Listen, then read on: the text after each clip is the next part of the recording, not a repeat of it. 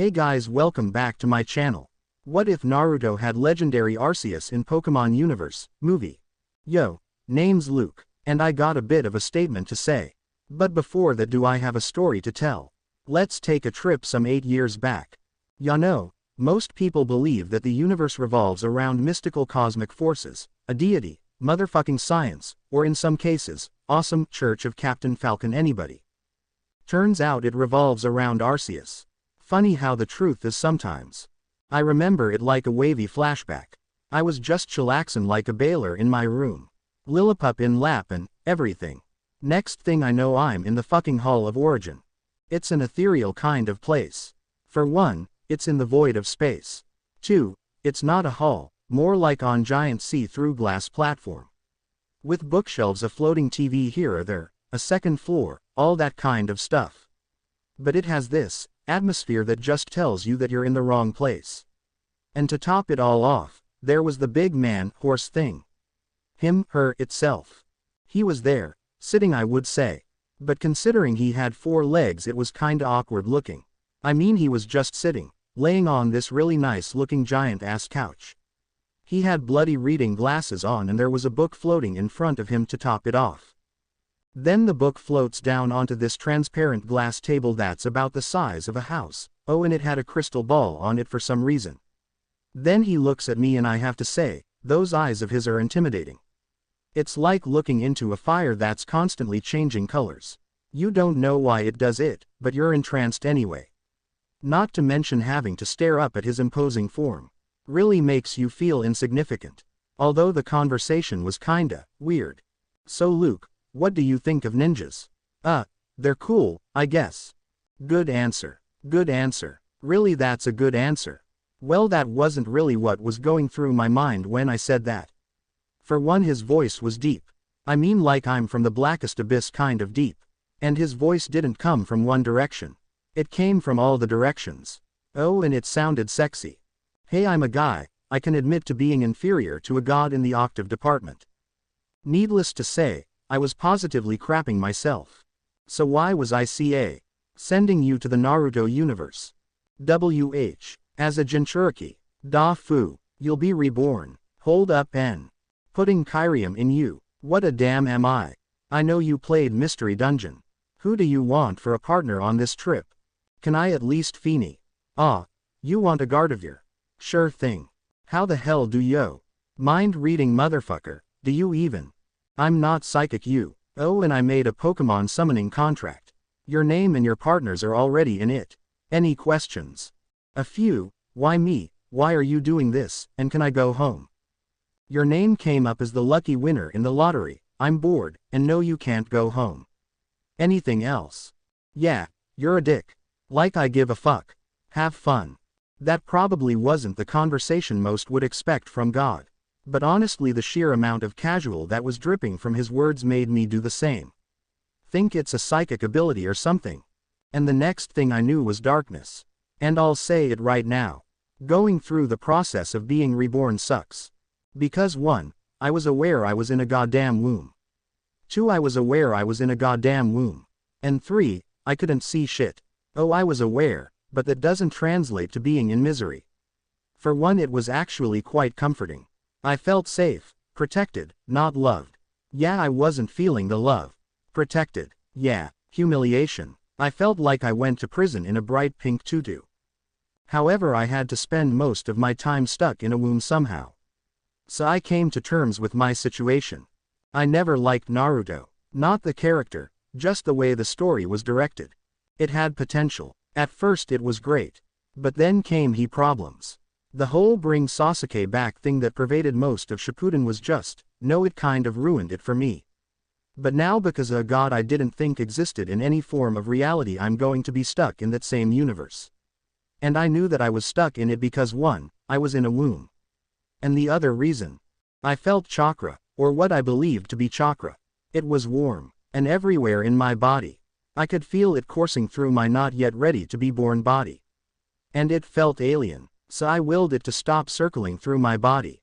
But I also felt another source of power in me as well.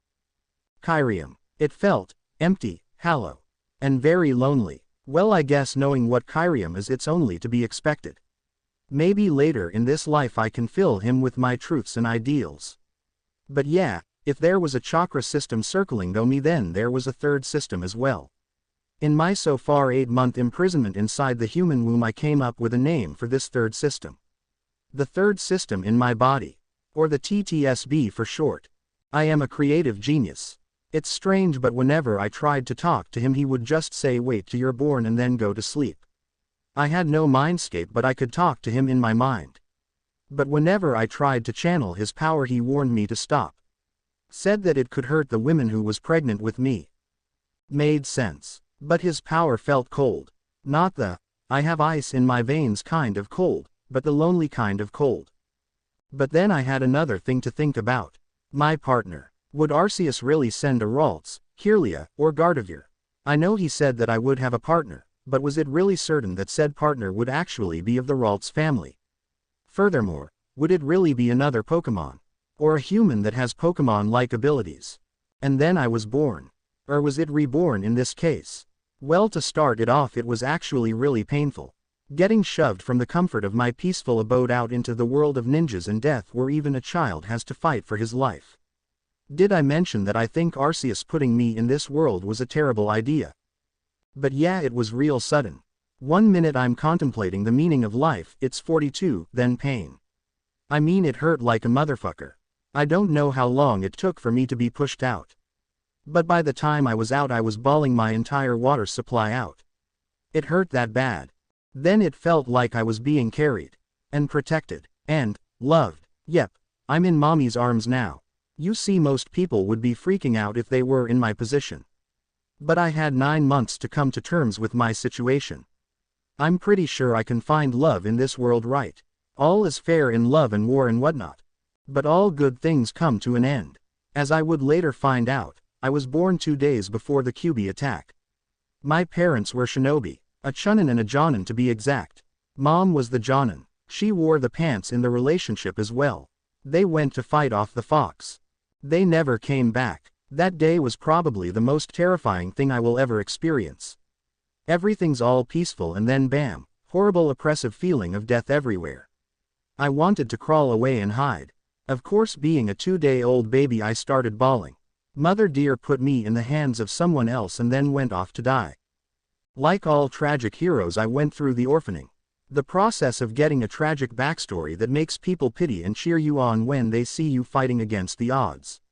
I was brought to the orphanage by the Hokage himself, as well as little baby Naruto and a Ralts. My partner, who was made fun of for looking like a freak compared to everyone else. She was in the same boat as me. Incredibly intelligent, psychic powers, and was sensitive to her chakra network like me. And she had the TTSB as well. Everyone in the orphanage was treated the same, except for her and Naruto, and eventually me when I helped her against some older kids who were being complete pricks to her. Children are dicks. Just wanted to say that. Life at the orphanage was not fun. Well, at first it was. Kids wanted to play with me. Although a lot of the kids were downright bullies. Understandable considering that a majority of the kids had lost their parents to the QB. In the beginning I experimented with chakra. I channeled it, or rather willed it, to go to certain parts of my body.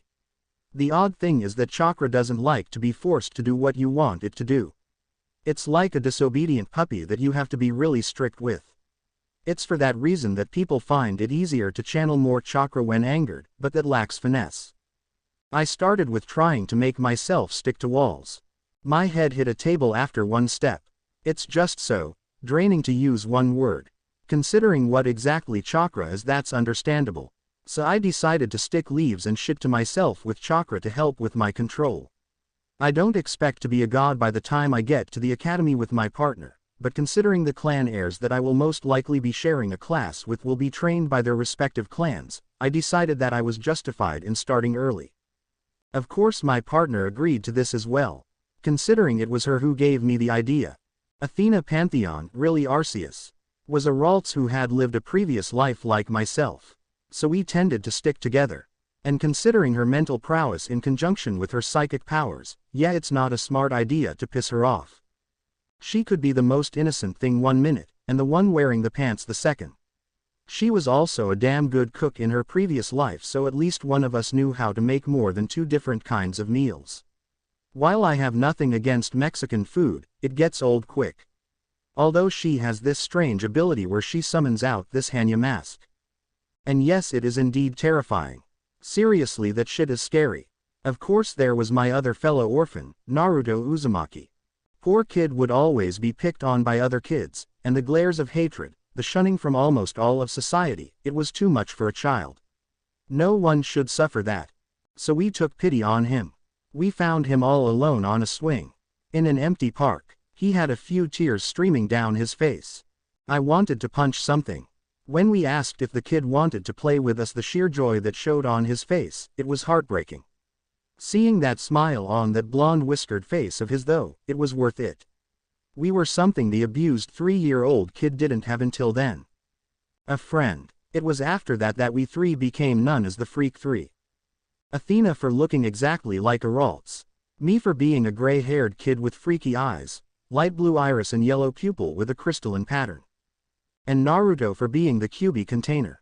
The people at the orphanage took exception to our little trio and promptly gave me and Athena the same treatment as Naruto. That meant scraps for breakfast, lunch, and dinner, being abused by the staff except for this one nice old lady, getting picked on, and given barely decent clothes. The matron of the orphanage was a bitch in particular. You see, not only did she lose a husband in the QB attack, but she lost her son, and her daughter. Understandable. But do you really need to try and cut off a 4-year-old Naruto's fingers? Me and Athena, my partner, took exception to that. So one confusion from a very angry Ralts, and an ice-reinforced punch to the gut later, our little trio found ourselves in the 3rd Hokage's office. Hiruzen Sarutobi, the professor, was the 3rd Hokage of Konohagakure, the village hidden in the leaves in the land of fire.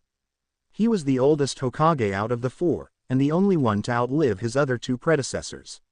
Yes, 2. Minato Namikaze was still alive, as well as his wife.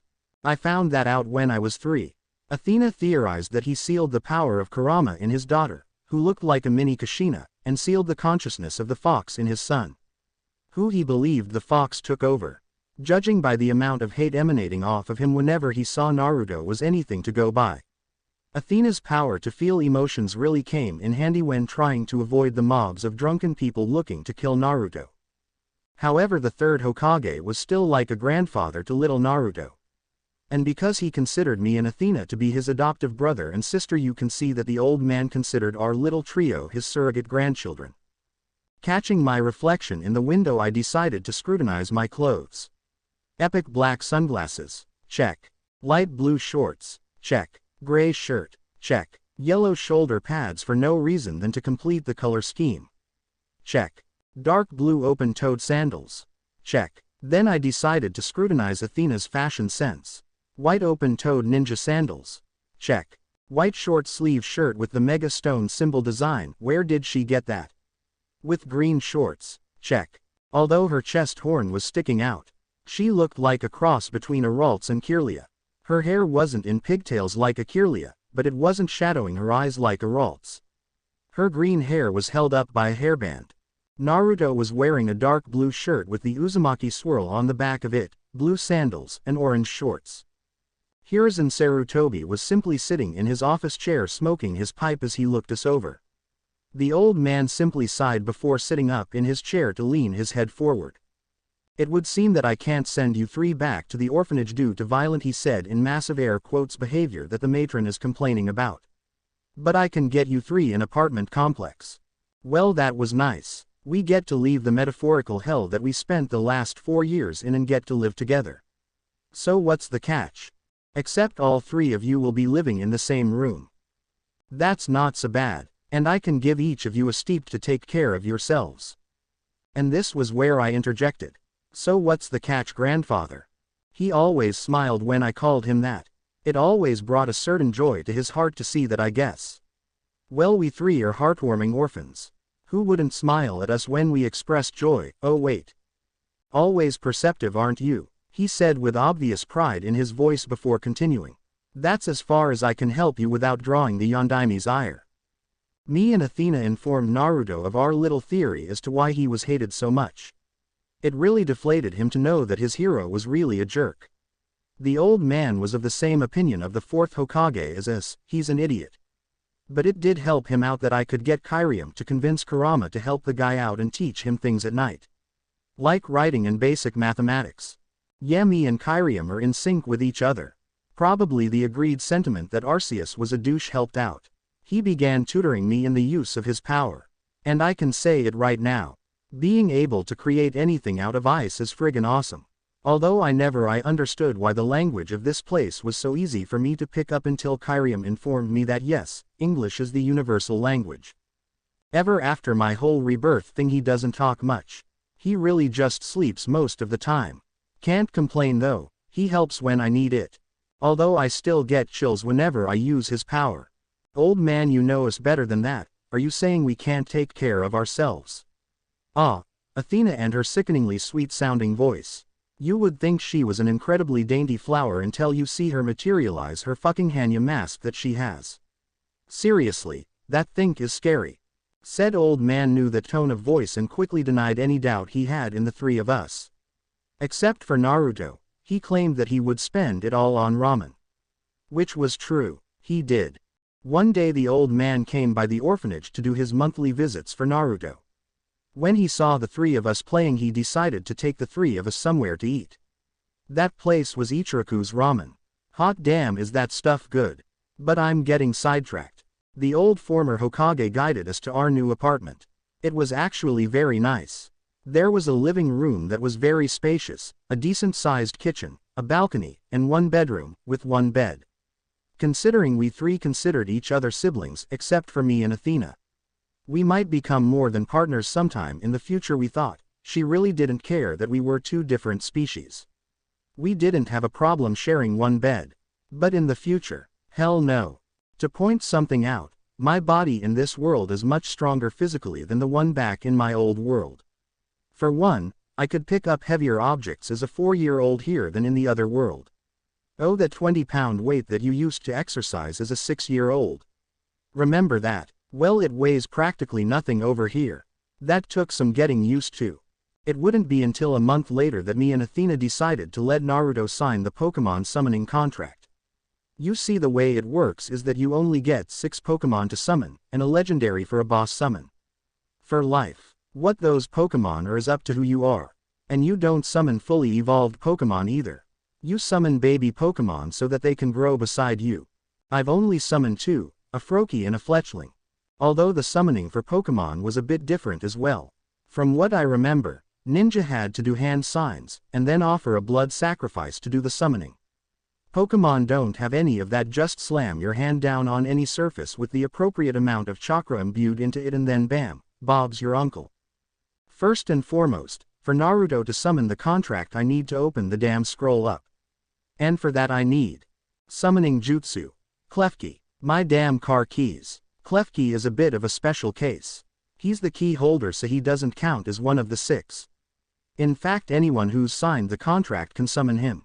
I always found the damn sentient key ring to be one of the most dangerous Pokemon. At least in double battles.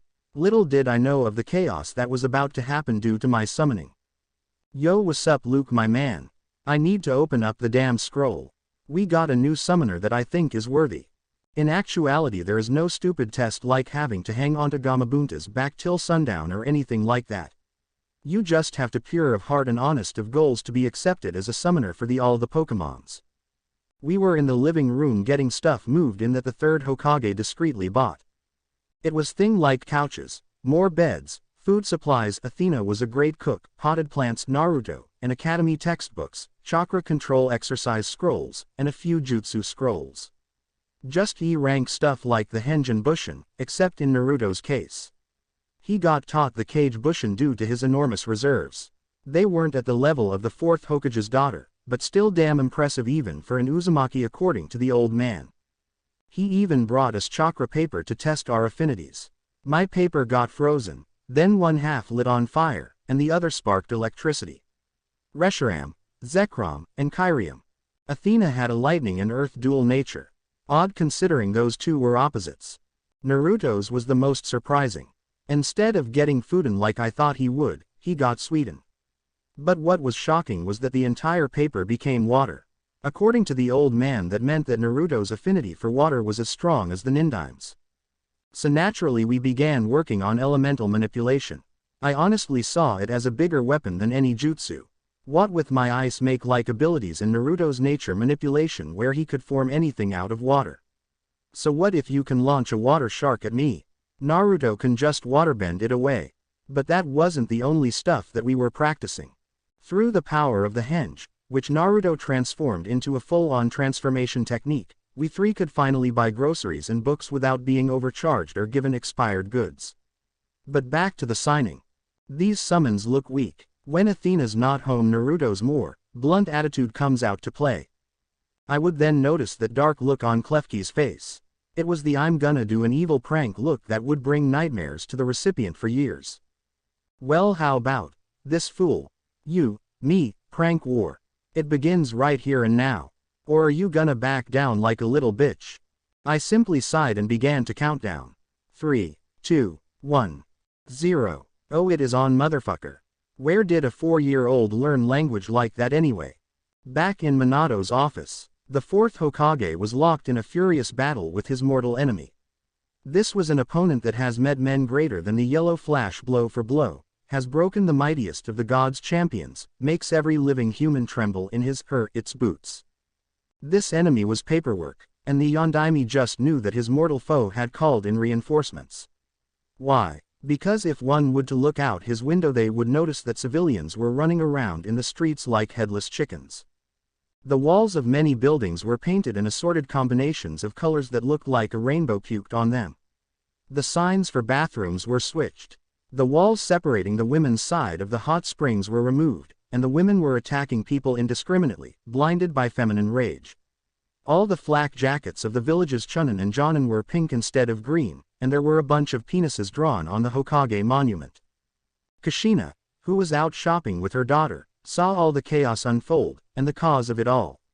She couldn't help but feel as if her title as the prankster Empress of Konoha was being challenged. And then she promptly crumpled in defeat when she saw what was drawn on the Hokage monument.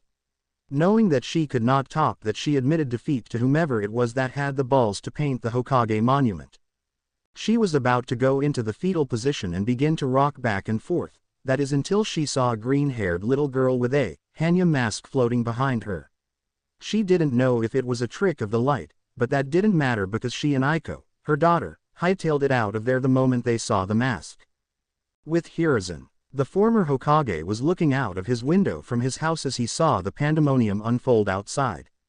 With a sigh he could only say one thing. Ain't nobody got time for that, I'm too old for this shit.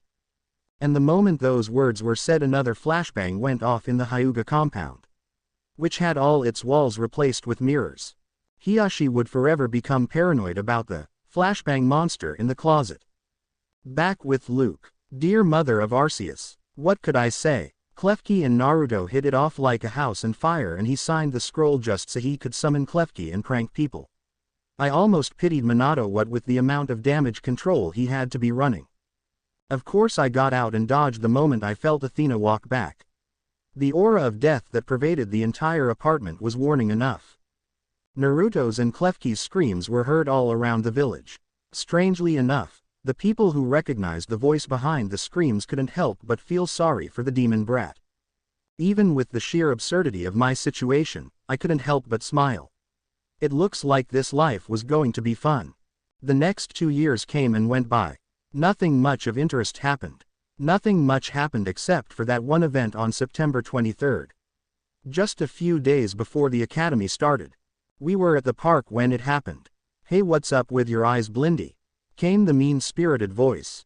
We three were just out at the park playing like normal children when we saw the Hyuga heiress getting bullied by 3 older kids. She was a meek little thing. Blue hair that framed her face, white lavender eyes, and she was wearing a pink-white kimono. One of the 3 kids was behind the tree she was cornered at, pulling her arms so that she couldn't defend herself. Dirtbags. Hey, I heard that you blind people had some kind of amazing taijutsu. Care to show us? Asshat number 1 sneered as he approached the Hyuga girl and punched her in the stomach. Well, that was RK. Naruto moved first. He sprinted and tackled the asshat that punched her and began to maul him as he was pushed to the ground.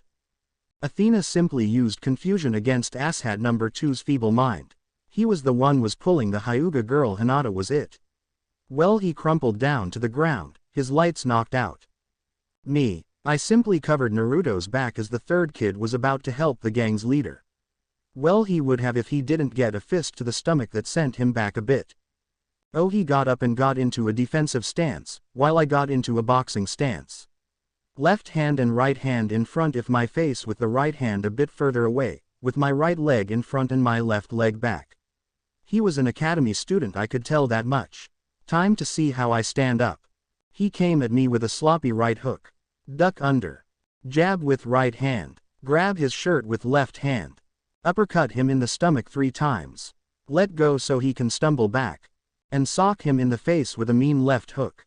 Let him crumble down to the ground. I love punching people in the face. Help up the Hyuga heiress. Or try to. In my case, Naruto was on the job. One look from Athena and I knew it was better to let Naruto make a new friend. So me and her went over to the bench and sat down. He offered the Hyuga girl his hand, to which she gladly took. Hey, my name's Naruto, what's yours? The girl had a blush on her face as she spoke. It's Hinata H. Hyuga. Thank you F for your help. B. But why you shouldn't H have done that. She had such a soft voice that me and Athena could hardly hear. Thankfully a little application of chakra to the ear solved that case. Naruto simply put his hands behind his head as he simply adopted a confused look as he asked, why shouldn't we have done that? They were hurting a cute girl and no one was helping. So we did what other people should have done. Simple as that. Hinata seemed to blush at the cute girl comment before she dipped her head down. It's because I am AFF failure. And the moment she said that, the floodgates opened. Real smooth, Naruto. I mean, she looked like she was on the verge of crying when she was getting beat up, but really. 2 sentences and you make the girl cry. You're not a failure. That seemed to make the girl stop crying. I will admit it was amusing to see little Naruto hug the girl before saying those words. What? I said you're not a failure. H. How do why you know that? Every one of the C-Clan tells me that I am AF failure. Well, that sucks. Your own family telling you that you're not even worth the dirt on their boots. Because a failure would have given up.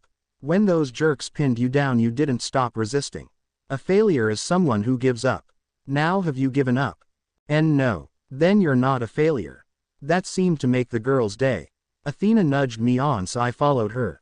When we came up to the 2 of them I let her lead. Hinata noticed the 2 of us and used Naruto as a shield. She's your problem now, boy.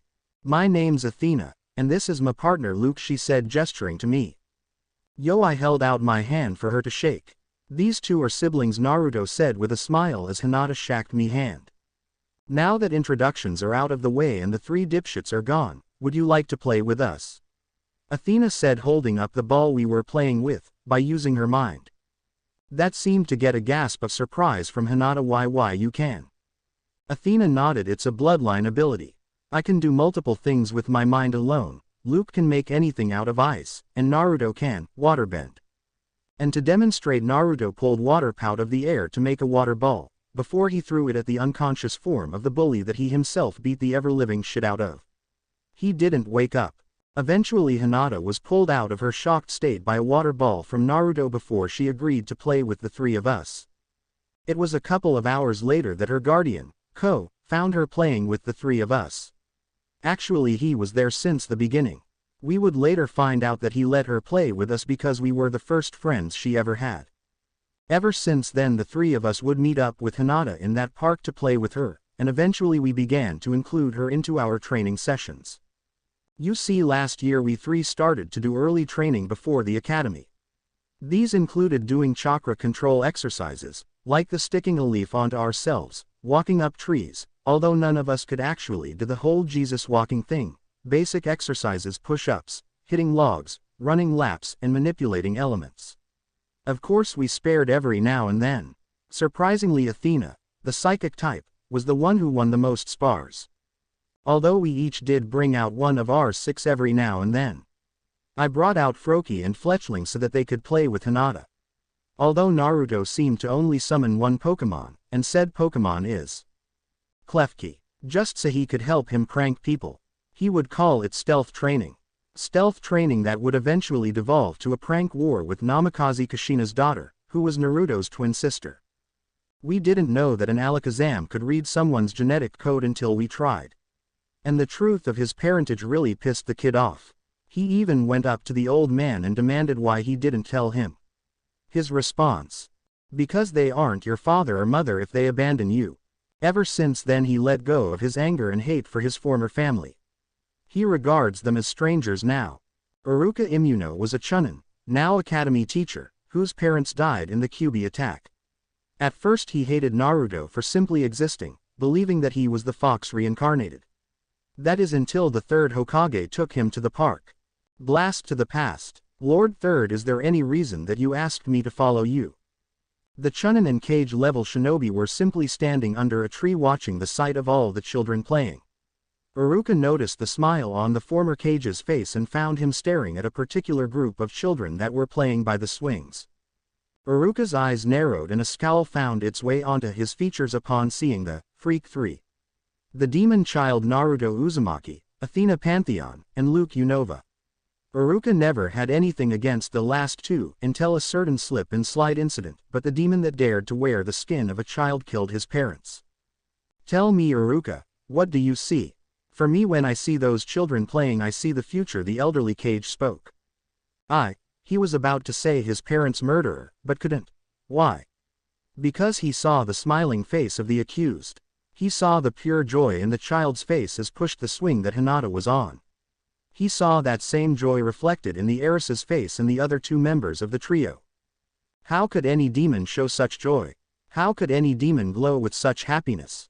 How could any demon look so innocent? And then he had his answer.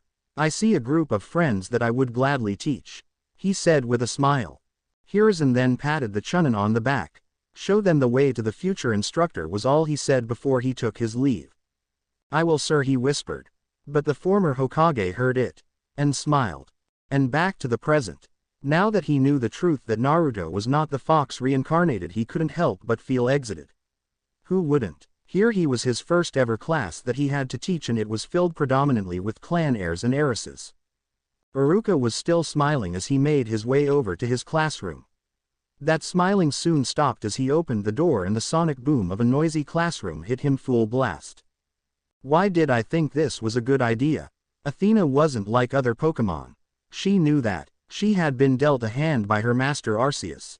She would become a shinobi like her partner, who happened to have the legendary Pokemon Kyrium sealed into him. She wasn't going to ask how that worked, but from what she could figure out, it involved fusing Kyrium to the DNA splicers, then fusing him into his human host. This would make him a Jinchuriki, to put it in human terms. And the fusion showed in his gray hair that bent down low enough to cover one eye and the color of his eyes. A light blue iris and a yellow pupil in a crystalline pattern. Again her thoughts were drawn back to her partner. He was confused at first. He is rather sarcastic and a bit of a jerk. To her he expresses his thoughts plainly for the world to see. He thinks you're an asshole. Punch to the face. Nice guy. Shake his hand. Pun master. Worships the ground he walks on. But beneath all that, Athena knew he was panicking. Who wouldn't? He was shoved into a world of death without any say or any warning. Of course, living with him and Naruto was much better than living at the orphanage where she met her partner. Freak. Leave us alone. No one wants you. It was things like that were said to her. A lot of times she started to cry from the sheer malice that pervaded the area whenever those children would turn their sights to her. And then Luke intervened. Blast to the past. The body of Araltz was thrown against the base of a tree as a gang of the schoolyard bullies laughed as her frail body hit the tree. Wow, can you even do anything, freak? Mom always did say that freaks like her shouldn't exist. She won't even speak up or yell about this. She's weak. The third and final member of the gang said. It seemed that groups like these always came in groups of 3. And yes, up until that day she hadn't said a single word in her second life. But it would seem that someone would finally come to her aid. Because a child's voice broke out just before the third member of the gang could hit her. Probably because you're not worthy to hear her voice, spoke the voice before a hand grabbed the bully closest to the tree by the head and slammed it into the tree, startling the other two bullies in the process. Why are you helping her? The bully closest to her said. The response. Because fuck you, that's why, he spoke in deadpan. The other bully, who hadn't done much up to this point besides stand off to the side, gasped at the language said by the 3-3-old boy, before getting socked in the face. The third boy, seeing his friend's violent treatment, took off crying, as did the other two. They were just 3-year-old children, so it was expected. Athena at this point didn't know what to do. Was this boy going to help her? Be her friend? Or hurt her? What he did surprised her. He came up to her and ruffled her hair. That's not what shocked her. It was the words he spoke that did. So you're my partner. Well, I'm lucky that you're cute, you know that, right? 1. She was called cute instead of freak. 2. He was her partner. 3. He was being nice to her. Finally, her nightmare of evil children had ended. And since that day he has had her eternal loyalty. Not that he would abuse it. In his own words, I'm not a douche. Back to the present. As she looked back on the memories of the previous years of living together with her partner and adoptive brother, she couldn't help but smile. Compared to the day at the orphanage, she was living the dream now. And even now that she was about to entire her, Kirlia, years. She was brought out of her walk down memory lane as she bumped into Naruto, who was in front of her. The three of them were heading to the academy for the first day of their education. Although they were going in with a plan. There was a tradition to set up a team with the best kunoichi, Rookie of the Year, and Class Dobi. Naruto was going to be the Dobi, Luke the Rookie of the Year, and Athena the kunoichi of the year. Hey Naruto, why did you stop? She got her answer when she saw who had just dropped off their kid. Minato and Kushina Namikaze had just dropped off their kid. Aiko Uzumaki Namikaze, the holder of the Kyuubi no Kitsune's chakra and Naruto's twin sister that he was abandoned for. So that's what I could have had, she heard him whisper. His voice didn't hold any scorn or any malice. It was neutral, but his emotions told a different story. They showed just how much he longed for her. To know just what kind of person his biological sister was. Athena knew she had to do something. She tapped him and sent a small thunder wave through him, catching his attention. Naruto jumped up before fixing a hard stare at Athena. You can talk to her at the academy, Naruto, she told him. He nodded and hit Luke in the back of the head to get his attention. It would seem that he took exception to that. Luke is the one who hits people in the face, not others. Wah bro, really? The gray-haired lad exclaimed. I was coming up with the greatest chess strategy ever. Because Luke and Athena didn't want to learn how to play shogi, the Japanese version of chess, to them, they taught Naruto chess. After Luke had fashioned all the pieces out of Nevermeltis, another gift from Kyrium, Athena simply rolled her eyes. We're almost at the academy, do you two remember the plan? She asked in a hushed voice. I remember sis, yeah, calm your tits, came the two replies. Upon processing Luke's answer, the Hania mask took form behind her as she adopted a sickeningly sweet smile, and an aura that promised pain enveloped her. What was that, Luke? You want me to break all the bones in your body? She asked in an innocent voice that sounded a bit too innocent. No ma'am, was the immediate reply. Good, now where did the Namikazes go? She questioned. This brought the two boys out of their terror and made them look around for the redhead and blonde duo. Only for them to have disappeared. Huh, think my incredible amount of awesome scared them off, boasted Luke. I don't know, think something else scared them off, retorted Naruto, and in turn both 6-year-olds looked at Athena, who was looking to the side whistling a tune. It was the mask want it, the duo deadpanned. Maybe the accused sing-songed. There was silence before Athena decided to just move on and grab them both before heading to the room their class was at. And as for my statement, extra, Kushina felt it, that same aura of death that pervaded the air that day, it was nearby. She began to look around wildly, searching for the cause of that horrible nightmare. What she found surprised her, and scared her. It was Kyuubi, the monster that had possessed her child, as well as the monster that challenged her daughter to a prank war that he was winning. There was also the gray-haired kid with the Hyoten bloodline that always hanged around her former son. But they weren't the source. Kushina almost gasped in surprise. It was the same green-haired girl from the market 2 years ago. And there it was, the Hanya mask. Terror filled her very being as she did the only thing that made sense to her, make Minato Hiroshine them away. She grabbed onto his arm and began pointing at the horrifying visage of the floating mask while babbling incoherent words, drawing his attention and making him practically crap himself. He then wrapped his arms around her before teleporting them back to their home. Kushina, as well as Minato, would later be going to monthly therapy sessions with Inoichi Yamanaka. Although when he peered into her memories he too would eventually end up in therapy as well. The entire Yamanaka therapy cell would later declare the case a lost cause and moved on with their lives. Minato and Kushina were never the same ever again. Although their daughter would forever wonder why her parents would become completely white in color whenever she brought out a mask to try and scare them. If one would describe the classroom that one Chun and Iruka had to teach, it would be with colorful words. Chaotic, hell, nightmare, filled with, Chirin, yes it's a word. For the love of God, why did I think that this was a good idea? And said Chunin was currently crying tears in his mind at the harsh reality of his situation. He signed up to teach the next generation of ninja, not a bunch of devil spawn. Sighing for the umpteenth time, Iruka went over the children that stood out in his class. Shino Aburame, silent, calm, bit of a social outcast, strange obsession with teddy bears. Okay, moving on. Ino Yamanaka, good aim, interest in poisons, takes care of flowers, and gossip queen. Iruka decided to change the hiding spot of his ICHA ones every month, scratch that, every week. Kiba Inuzuka, brash, a bit arrogant, thankfully not Uchiha levels, likes his puppy, and instigated a prank war with Aiko Namikaze. He decided to keep a close eye on his surroundings. Being drenched in dog piss did not sound like a fun idea to Iruka. Nara Shikamaru, lazy, highly intelligent, likes to cloud watch. Strange fascination with melons. Okay, moving on. Sasuke Uchiha, arrogant, prideful, big brother hero worship complex borderline obsession. Iruka just pretended he didn't see that. Hinata Hyuga, shy, great at taijutsu, stalks Naruto. Iruka made a mental reminder to have Hinata visit a Yamanaka for mental evaluation. Sakura Haruno, civilian girl, amazing chakra control, enrolled into an apprenticeship to Senju Tsunade. Stalks Sasuke. Was Ino the only normal girl here? Maybe being a Yamanaka helped that out.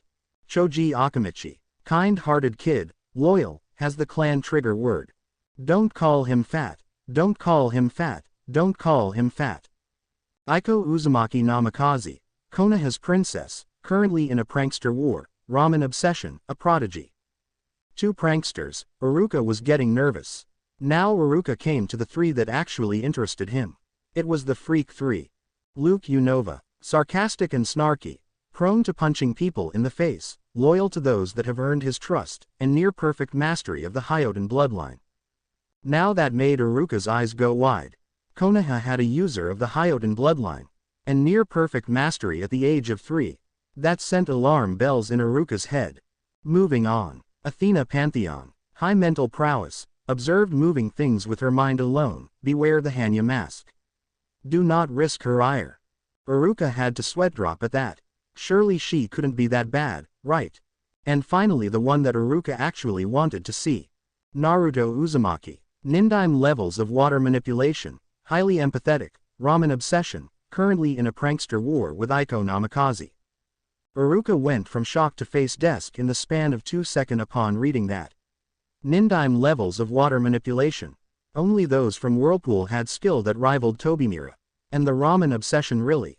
Prankster war. Just how could someone be so stupid, yet be brilliant like the fourth Hoka? And then it hit him. Blonde hair. Blue eyes. Ramen obsession. Prankster nature. Jinchuriki. The fourth Hokage had disowned his own son. He believed that the fox took over his son. How stupid could the man be? Is that why the third asked him to be a big brother to the little guy? Regardless, Iruka had a class to teach, and so with great reluctance, he walked into the typhoon of noise that was his class. He began his career by getting a look at all his students. Again, the only ones that stood out were the clan heroes plus Sakura, and the trio of orphans. Hinata was sitting to the right of Kiba and Naruto while petting Akamaru, Meanwhile the two mentioned boys seemed to be in a deep discussion. He couldn't catch the gist of it, but he did hear mention of dog piss and proper preparation. A shudder ran down his spine. Aiko and Sasuke were off to the side engaged in the most interesting game of who can glare the scariest. Shikamaru was sleeping beside Luke, who looked at the lazy Nara, before proceeding to say man preaches the word of Arceus and then promptly fell asleep right next the lazy Nara. Choji, who was sitting next to Shikamaru, just looked at the two boys, shrugged, and then fell asleep with them. The massive sweat drop. Shino was in the back having a discussion on the finer points of his clan's techniques with Athena, who interjected a suggestion on how to improve them every now and then. Ino was in the front of the class trying to bring Sakura out of her shy demeanor, although judging by the blush on the Pinket's face, it will take a lot of effort. Deciding that he had observed enough, he decided to get their attention so he could start the day. "Attention class," he said in a stern voice. Nothing happened. The class just kept on chatting away. He decided to shout, "Oi! Class is in session," he said, his voice louder than before. Again nothing. A tick mark grew on his head, and then his head swelled to cartoonish proportions. "Shut up and listen." That seemed to get their attention. After the class quieted down, he began to do the roll call. As he called each student, he had everyone state their goals. You could discern a lot about a person if you knew their ambition. Now, because we only really care about the Konoha 9, or is it 12 in this case? Only they will be listed. Aburame Shino, to become a respected clan head. Akamichi Choji, to open the best restaurant in Konoha. Haruno Sakura, to become a medic ninja greater than Tsunade. Hyuga Hinata, to connect her family. Inazuka Kiba, to have a harem of really hot women. Namikaze Uzumaki Aiko, become Hokage. Nara Shikamaru, get married with a normal, have 2 kids, one a boy and one girl, retire, before playing shogi and cloud watching for the rest of his life. Pantheon Athena, to find the hidden land. Uchiha Sasuke, beat his Itachi Ni-san. Unova Luke, to be the very best that ever was. Uzumaki Naruto. Aiko was surprised at his last name, to explore the world. Yamanaka Ino, to take over her father's flower shop. Iruka smiled as he wrote all that down. They all had normal dreams. No desire to family members, homicidal urges, or anything like that. This class was going to be okay. Back with the Hokage. Itachi sneezed as he told the Hokage of how his mission went. To this the Hokage offered a tissue box, which Itachi politely declined. "Itachi, I know you just got back, but I have another assignment for you." Minato spoke in an even voice. "What is it I need to do, sir?" was the calm, emotionless reply. "I need you to watch over the Kyuubi container. He has just enrolled into the academy. He's in the same class as your little brother. Think of this as an ongoing C rank." At this Itachi quirked an eyebrow. He had been ignoring the young Jinchuriki for the better part of the boy's first decade. So why was he taking an interest now of all times? It will be done. And with that the Uchiha prodigy left the room. He did not see the Yondaime Hokage look over to a picture of a pregnant Kushina with only one thought going through his head. Were we wrong? If so, then we have made a terrible mistake. And if not, then Kyuubi will pay. Back to the cast. Regular class had just ended and the 8-year-olds were rushing outside to do exercises. Namely running laps around the damn courtyard. Unknown to all but Athena, due to her emotion-sensing abilities, there was a certain Uchiha watching. He was observing 4 individuals.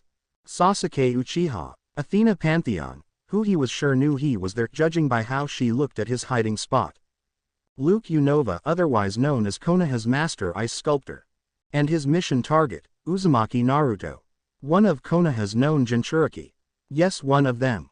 He saw the similarities he had to the Namikaze family and connected the dots. Remember this as Itachi motherfucking Uchiha. He watched the group of ninja hopefuls run around the courtyard, with the 2 Uzumaki siblings at the front of the group, butting heads as they raced each other. He watched as the exercise ended and the class move on to lunch, each kid gravitating towards their friends. He saw the Yamanaka heiress drag the Haruno girl over to the Nara and Akamichi heirs. He watched as the Hyuga heiress joined the 3 favorites of the 3rd Hokage. He watched as the Inazuka and Aburame heirs talked with the Namikaze princess. And finally, He watched his younger brother run away from a gaggle of girls that wanted to be friendly with the Uchiha heir. Dear Lord, I was older when it happened to me, good luck little brother. For some reason Sasuke felt like punching his older brother. He smiled at his brother's misfortune caused by the second curse of the Uchiha before a certain scene caught his attention. Looking down at the clearing he saw a group of civilian kids gather around the Hyoden user. Squinting his eyes he saw why. Luke and Naruto were putting on a show. It involved Naruto throwing water the gray-haired lad as he froze the water midair. While the whole water freezing thing wasn't much a shock to the Uchiha prodigy, it was the matter of where Naruto was getting the water from. Or lack thereof. He was pulling out of the air. Something that only the Nindaime could do with years of practiced chakra control. And the village pariah was doing it like it was the simplest thing in the world. Itachi smirked. Maybe this assignment won't be as boring as I thought. He mentally chuckled. In previous years, due to war, the academy courses were grueling, rushed, and brutal. But it did its job. To turn children into killers. The shinobi profession is not for everyone. It is a very mentally taxing job that often ends in death, or insanity. Very rarely does someone leave the profession as an old fart. But people such as Sarutobi Hiruzen do indeed exist. However, the academy curriculum has changed under the Yondaime's reign. It became more varied. More classes and lessons were being given. Aspiring shinobi now had to take classes on seduction, how to perform it and how to resist it. Doesn't matter what your gender is, it's mandatory. Poisons. Academy students had to study poisons. How to make them, what antidote to use, and how to use them. It was a grueling class. Involving memorization of a crapton of herbs, and a bit of chemistry as well when the kids would get to making them. Medical techniques, a personal request from Tsunade. Students were required to learn first aid, and proper care of injuries. How to get rid of infection. And how to care for patients. Fuinjutsu. The art of sealing. One of the most difficult branches of the ninja arts, as well as one of the strongest. Since Konoha had the most seal masters, it made sense that it would start up an academy course on it. And if course, a super stealth course. Courtesy of Danzo himself. He recommended that as assassins, the shinobi hopefuls should be taught how to run without making a sound, how to sneak without being caught, how to blend into the shadows, how to impersonate an enemy, and how to track without being seen. But the most drastic change was the one of the final things an academy graduate had to do to graduate.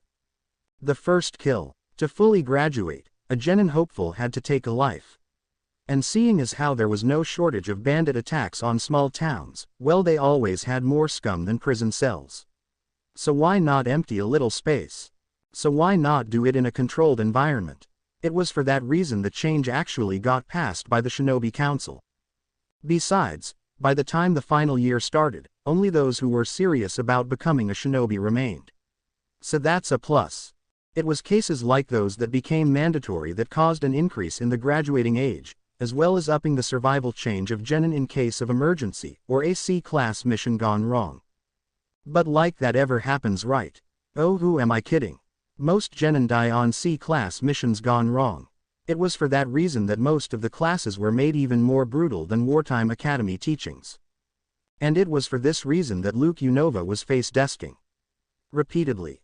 This shit was never in the manga. Why the hell did they not have this shit earlier? Seriously, this stuff could save lives. Isn't it the village's priority to make as many powerful ninjas as possible?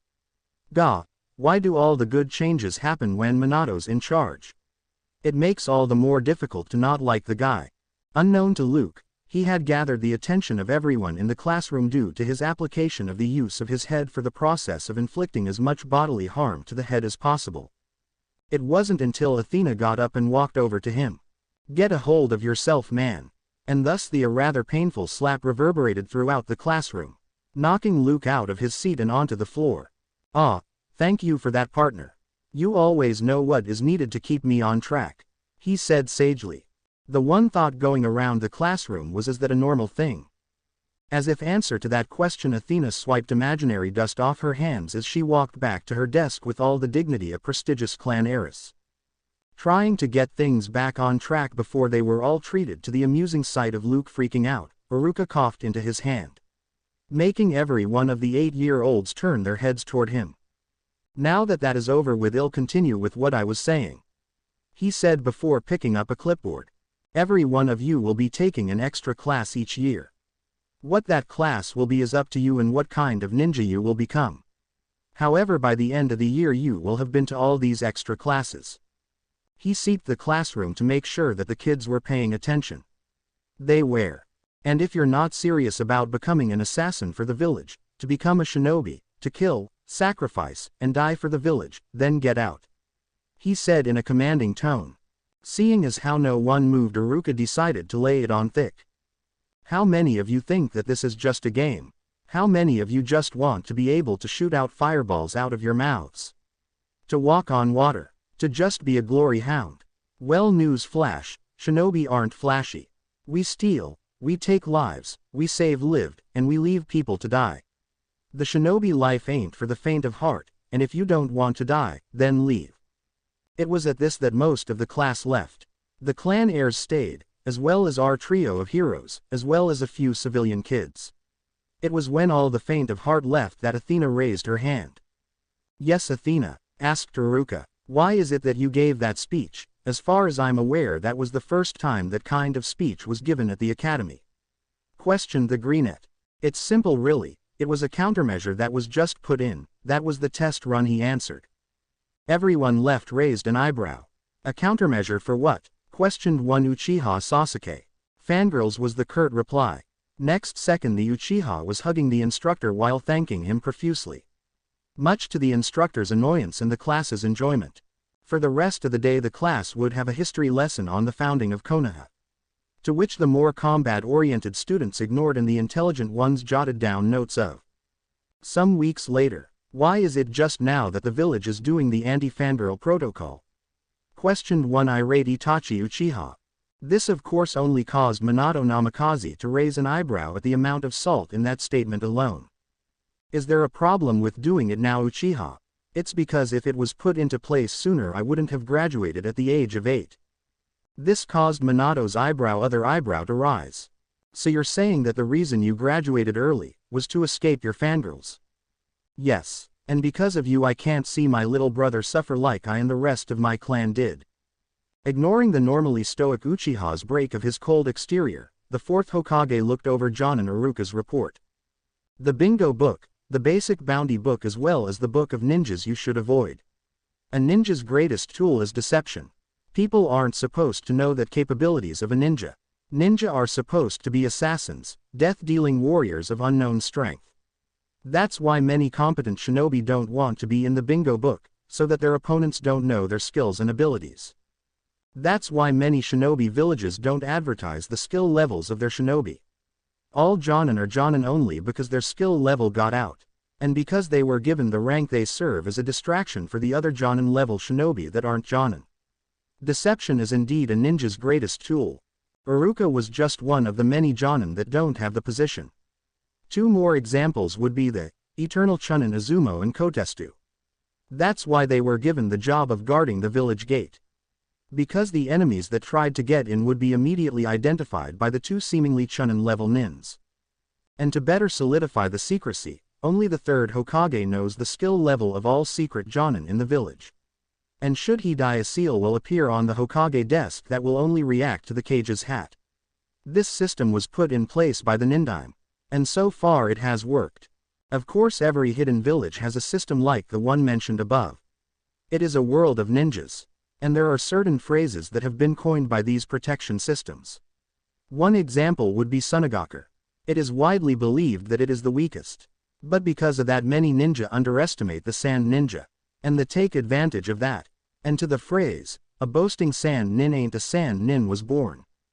Minato shook his head. Iruka was one of the few secret jonin that he knew existed, and judging by the highly detailed report he had on the academy kids that were left behind after most of the class quit.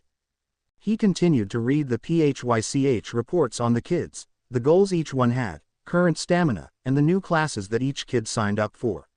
This would be the fourth class that would be subjected to the new curriculum. And if the results of the previous 3 classes is anything to go by, then this one would definitely do great things. He had no bloody idea about the shitstorm that was on its way.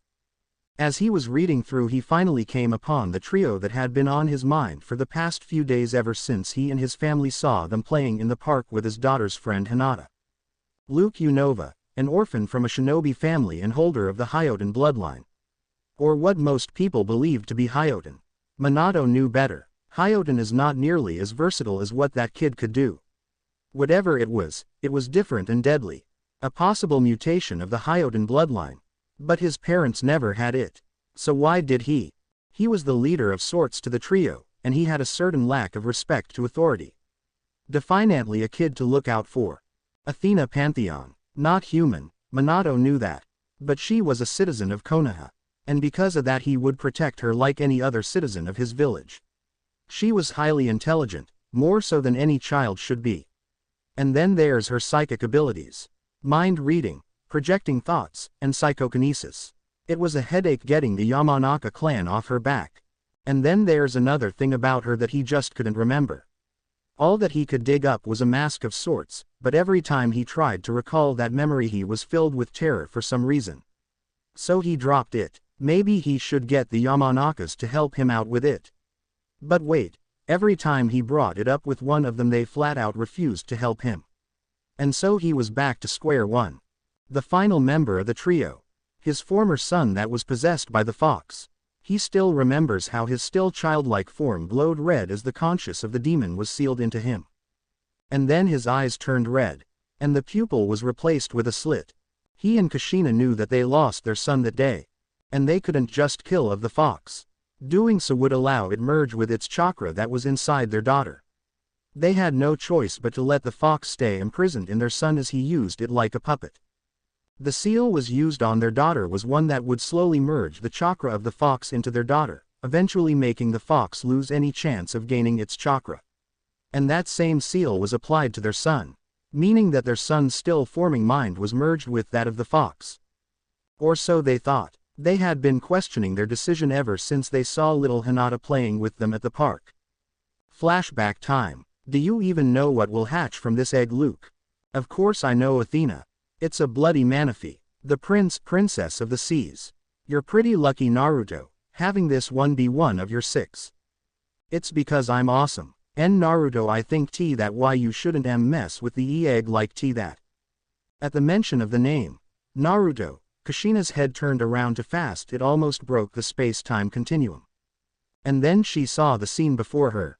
The Freak 3 plus the Hyuga heiress were sitting around a blue egg with a red core. It seemed to be shaking quite a lot, like it was about to hatch. The gray-haired child, Luke, was lying down with a toothpick in his mouth. The green-haired child she saw at the academy with the Hanya mask was sitting down and drawing a picture of the scene before her. The Hyuga heiress was staring at the egg with her dojutsu. And finally the demon had this smile on his face as he tossed a ball toward a floating key ring. Kushina had to smack herself to make sure she wasn't seeing things. Unfortunately that same smacking sound caught the attention of the 4 children. It was the gray-haired kid that spoke up. "You're Miss Kushina, right?" he said in a respectful tone. She fumbled for a bit, put off by the fact that the kid called her by her name instead of Namikaze-sama. "Yes, that would be me." The kid nodded his head before asking his question. "Then wouldn't you happen to know any in Konoha that has a large abundance of water? Like a river or a miniature lake?" he asked. Kushina had to wonder about that. Why would a kid ask a question about that? Then of course she put 2 and 2 together. "It's for that egg, isn't it?" He smiled sheepishly as he scratched the back of his head in a Minato-like way. "Yeah, the creature that hatches from this egg needs large bodies of water to survive. So I wanted to know." Kushina nodded her head. That was expectable. If you were going to take care of a baby then you would need to know what it essentially needed. And while she was curious about what kind of creature a Manaphy was and why she never heard of one until now, she didn't want to be in the presence of the fox any longer, so she proceeded to answer his question. That is but she was interrupted by a certain red-headed daughter of Kushina's. "Mom, there you are. The ice cream man is over there and I really want so you." The red-headed daughter of Kushina Uzumaki and Minato Namikaze wore a yellow long-sleeved kimono and bright blue sandals. And had her hair in a ponytail that came down to her torso. Aiko Uzumaki Namikaze popped out from behind the tree that Luke had been lying against.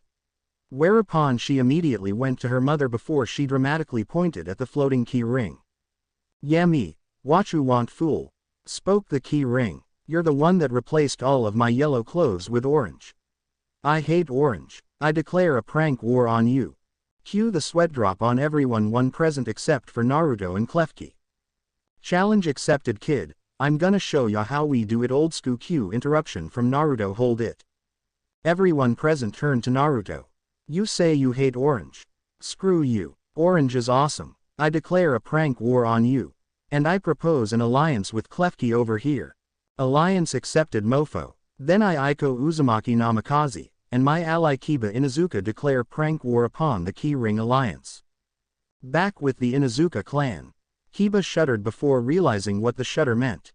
"Kiba, you alright pup?" asked one Sume Inuzuka, clan head of the Inuzuka clan. "It's nothing mom, it's just that someone had declared war on the Bitchin Alliance," spoke Kiba in a calm and steady voice that was uncharacteristic of him. Everyone present raised an eyebrow before speaking in deadpan unison. "What?" Back at the park, Kushina had to suppress the urge to jump in and declare prank war on the Demon Fox as well, but decided not to. For one, she was a clan head and couldn't indulge in such childish acts. And two, this was a prank war on her daughter's honor. No one replaces all her daughter's clothes with those orange monstrosities. Eventually she had to suppress the urge to giggle though, because her daughter and the Demon Fox had ended up in a happy slaps fight of epic proportions. Eventually though her attention was brought back to the question that was thrown at her by the gray-haired kid that was currently pulling on her dress. "Yeah, what is it kid?" she said with a smile. "Well, back to my question, do you kn? Hey Kushina-chan, what's up?" And then there was her husband who just popped out of nowhere. Or rather, flashed out of nowhere. Of course before she could answer the question she was interrupted by a certain glowing egg. Everyone immediately stopped what they were doing and crowded around the egg that was in Naruto's arms. And when the egg hatched, the first thing it saw was Naruto's smiling face, to which it immediately hugged him with an adorable cry of "Papa." And down they went. Minato hadn't yet realized that it was his former son that was getting hugged, so he simply smiled at the scene. "Hokage-sama," he turned to the gray-haired lad that looked vaguely familiar to him. "Yes, what is it? Do you happen to know any place that is highly abundant in water, like a river or a mini lake?" The Hokage put his on his chin as if in contemplation before answering. "Yes, Training Ground 24 is practically one giant lake both above ground and below." "Why do you ask?" The boy simply pointed at the adorable blue animal that had hatched from the egg, which was now hugging Hinata and calling her Mama. The creature is known as a manaphy, and while they can survive on land, they need a lot of exposure to water to survive. "Manaphy," he muttered under his breath before inspecting the blue creature further, and then noticing just who the creature was hugging. It was his former son. Rage. That's all he felt whenever he saw the demon that was possessing his son. He turned away from the cute scene before him. "Kushina, Aiko, let's go get some ice cream, shall we?" While Aiko was nodding with enthusiasm, Kushina was looking at the scene with an odd look. "Minato," she said with a frown. "Come on Kushi-chan, let's get Aiko some ice cream." "Yeah, let's go," she said as she left the 4+ a newborn. They never noticed the strange look that the Athena gave them as she finished a drawing of the Namikaze family with Naruto off to the side looking sad. Luke looked over and saw the drawing. It's sad just how true that is, he said before turning to the rest of their group to tell them where to go for Manaphy to play in the water. As they left they never saw the curious look that on Kakashi Hatake gave them. "That wasn't faked," he said before disappearing in a swirl of leaves. Flashback end. Minato sighed. Ever since that day in the park he and Kushina have had the same thoughts. Were we wrong? Kushina was having those thoughts more than him. She always wanted to have a son, and if they were wrong that would mean that they would have committed one of the worst things a parent could do. Parental neglect. It was gnawing on Kushina's conscience. And the questions Aiko was asking about the reason that she wasn't told why there was another Uzumaki in the village. Naruto. That was the reason that they had Itachi watch over him. To see if they were wrong. And if they were, they would do everything in their power to make up for that mistake. Minato was not stupid.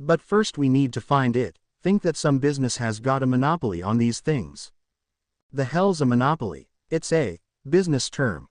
Look it up in a book. I don't have time to read. That's time I could spend practicing my water manipulation to become stronger. You know a complicated word like manipulation, but you don't know monopoly. What's the deal with you, Naruto? Oh sure, says Mr. Get punched in the face. Do you know how many times we get dragged to the Hokage's office just because you have to punch a jerk in the face with ice? Hey, the candy man deserved it. I mean, how can you have paydays, but not a Snickers? Is there any reason you're obsessed with Snickers?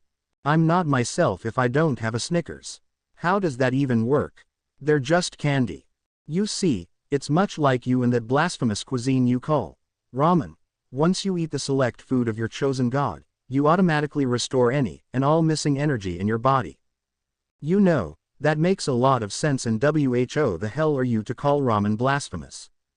I became the one when you stole most of my allowance to go and buy 20 cups of chicken ramen. You wanna get beat down? Speaking of beat down, he turned toward the form of Athena. When did she stop? A little while ago actually. She's on the floor unconscious. Think we should help her? And then the two synchronized. Nah, it would be 3 hours later, after Naruto and Luke had left, that Athena would wake up with the worst headache she had had ever. As well as the urge to deck her two roommates in the snaz. Minato was having a normal day. There was practically nothing to do, no paperwork, no QB attacks, no invasions from the Leaf's runaway pedophile, and no. Minato-sensei, you have got to control Naruto. Interrupting Kakashi. Sighing as he put down his coffee mug, Minato Namikaze turned to his former student. And raised an eyebrow at his state of dress. Kakashi Hatake, the last living student of Minato's Genin squad, and currently one of his top Anbu. Known for being Kakashi of the Sharingan, the copycat ninja who has copied 1,000 ninjutsu, as well as being the son of the White Fang of Konoha, Tsukumo Hatake. And he looked like he got run over by a stampede of fangirls. Uchiha fangirls specifically. Kakashi, what the hell happened to you? The silver-haired Anbu simply said one name: Naruto. Minato felt a headache coming on. He rubbed his temples as he told Kakashi to elaborate. Well, to start off, I was walking out of the bookstore with the newest volume of ICHA. And then the kid walked up to me. Yes. Asked me where all the Christmas trees are planted. Go on. I asked him why, and he said he needed to steal one. When I told him no, he did this to me. Now that didn't answer Minato's question. All that he got was the fact that somehow his son had done this to Kakashi. What exactly did he do? Well, he slapped the ass of a woman that was passing by. Minato's jaw dropped. Did Jiraiya get his hands on the boy when he wasn't looking or something? That doesn't explain how slapping some random woman's ass did this to you, Kakashi. I was getting to that. You see, the moment she turned around, he pointed at me, and she immediately noticed the book that was in my hands, and well, you can guess what happened next. He seemed to tear up at the end too. If his sobs were any indication of his emotional state. She teared up your book after she finished beating the shit out of you, didn't she? And then he started openly bawling. Minato just sighed as he got out of his chair and began to hug and comfort his surrogate little brother. Honestly, why do all of my best ninjas have to be so damn weird? But wait, if Naruto is looking for a Christmas tree, then maybe I could invite him and his friends over to my house for Christmas. That would help the effort of bringing him back into the family. Being content with that idea, he decided that he would find Naruto sometime later and invite the trio over to his house for Christmas tomorrow. After all, Christmas is thing to celebrate with friends and family, right? Meanwhile, with Luke was sitting on a bench with an old man out in the park that the trio had befriended Hinata at. And the matter of discussion was that of the old man's past exploits in thievery. So what you're saying is that there is a hole in the fence up in the northern part of the area where they keep all of the Christmas trees, that it's just perfect for sneaking a tree out through. Yep, that's right, Sonny. And with the current management of the company, they're too damn lazy to patch her up. That has to a pretty big hole. Twice my size and bigger, round. And it's been there for how long?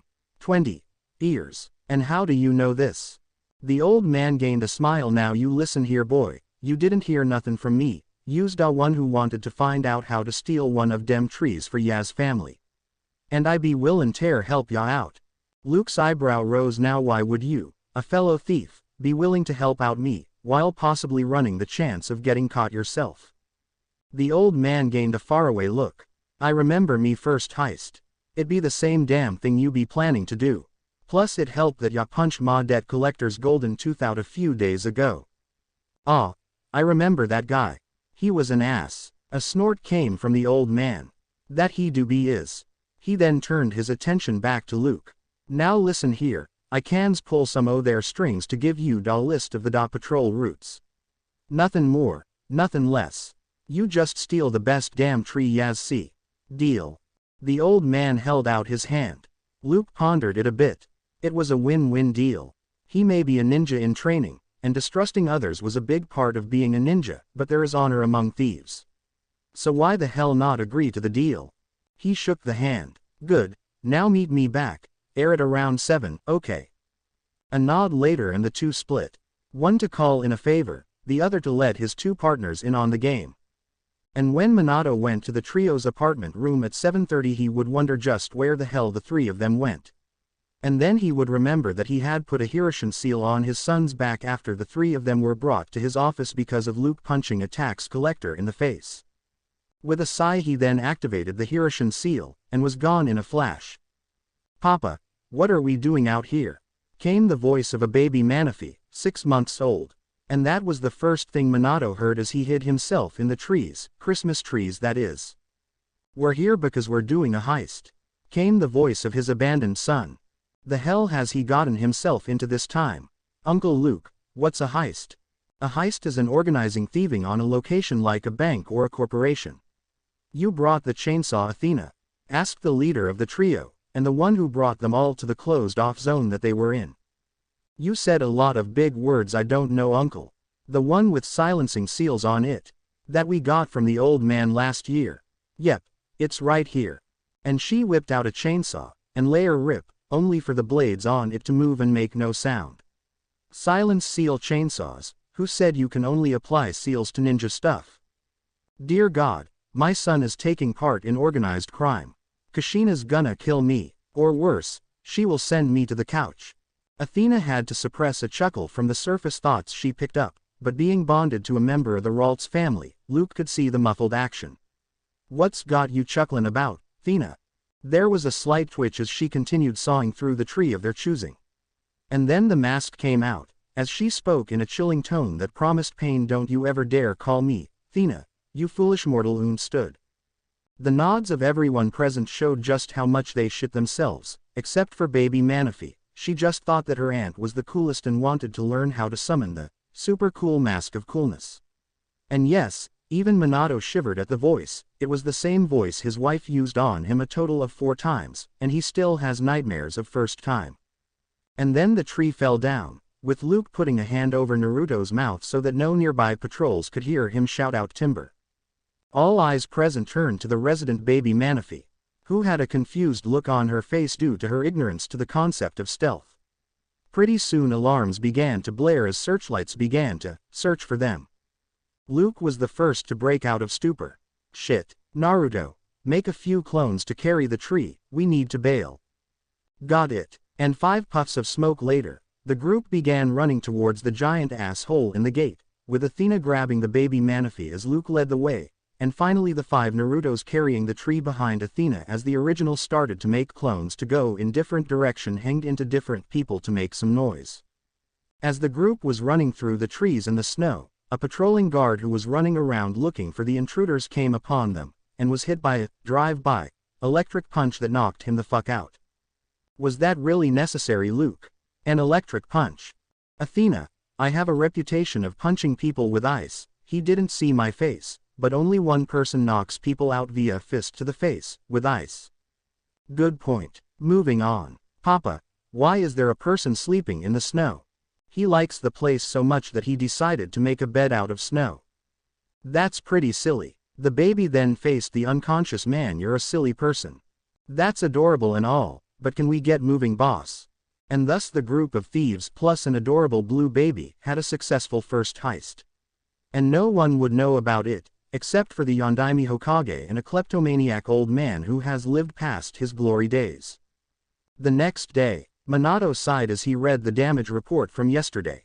Honestly, if he just sent those 3 to any one of the hidden villages, he could probably conquer said village in a matter of weeks. But seriously, floating water balls, a flooded Christmas tree forest, multiple animals with party hats, yet again, defaced Hokage monument, Anbu headquarters being, yet again, snuck into and the entire inside of the underground complex painted orange. And now he was getting reports about sightings of a fat old man using a compression ninjutsu on himself to go down people's chimneys, and if he can't do that he just goes through the window, and leaves people presents in the middle of the night. Minato did a double take. What the fuck? Santa Claus. He's real. Had his daughter been naughty or nice? Well, with her pranking streak, although it's not as bad as Naruto or that floating sentient key ring. Sighing at the implications of Santa Claus actually existing, Minato looked at the clock to see that it was around 5:30. It would be at this time that Naruto and his friends would return to their apartment, the perfect opportune to pop the question of whether or not they would like to spend Christmas time with his family. They were pretty close after all, what with Aiko dragging them to their house for dinner every opportunity she could get. He had to suppress a shiver from the amount of chaos those dinners brought. Never again would he hold a spoon the same way ever again. And with a flash, the Yondaime Hokage hiroshined over to the trio's apartment door. Luke could only stare at what was once their stolen tree. How the hell did this happen? They never had the objects. So how had, or rather, who had decorated their stolen Christmas tree? It's a Christmas miracle, came the voice of a light purple-ish creature with Mickey-like ears, and a loud as all hell voice from his left. Damn it, Loundard, do you have to yell so damn loud? Yes, it is very youthful to shout my joy for all the world to see. There it was, the dreaded words about youth. Back when Loundard was still a Whismer he had been very impressionable. So of course the most impressionable thing that would happen to him would be coming into contact with the youthful, fashion disasters themselves, the green beasts of Konoha. The bowl-cut hair, the horrendous green spandex, the shouts of youth, and the eyebrows that were, according to Athena, actually alive. Luke feared that such an experience had actually scared the Whismer for life, but as it turns out, he only caught the youth disease, not the eyebrow or spandex disease. With a sigh, Luke went and told Loundard to go out to the playroom for the other Pokemon that the 3 tiered down the wall to another room to make. Seeing as how they didn't really have a room specifically for the growing Pokemon that liked to be in their summoner's realm more than the summon realm, the 3 of our heroes decided to tear down a wall and convert an entire apartment room to a Pokemon playroom. Funnily enough, the apartment owner couldn't give 2 shits considering that he was getting no business due to the demon brat living in his apartment. He tried to swindle them into paying for 2 apartment room, but you know how dicks and Luke interact. He punched the dick in the head. It was just after Loundard went through the hole in the wall that led to the playroom that a knocker knocked on the door. The old man was supposed to come by in a few hours, so who is it? Of all people to be at his door at this time, he was expecting Hinata, Iruka, or maybe even Danzo with an offer to join his route. He most certainly wasn't expecting the 4th Hokage of all people to be at his front door. And it seemed that Minato didn't know how to react either, basing that speculation on his awkward fidgets and shuffling feet.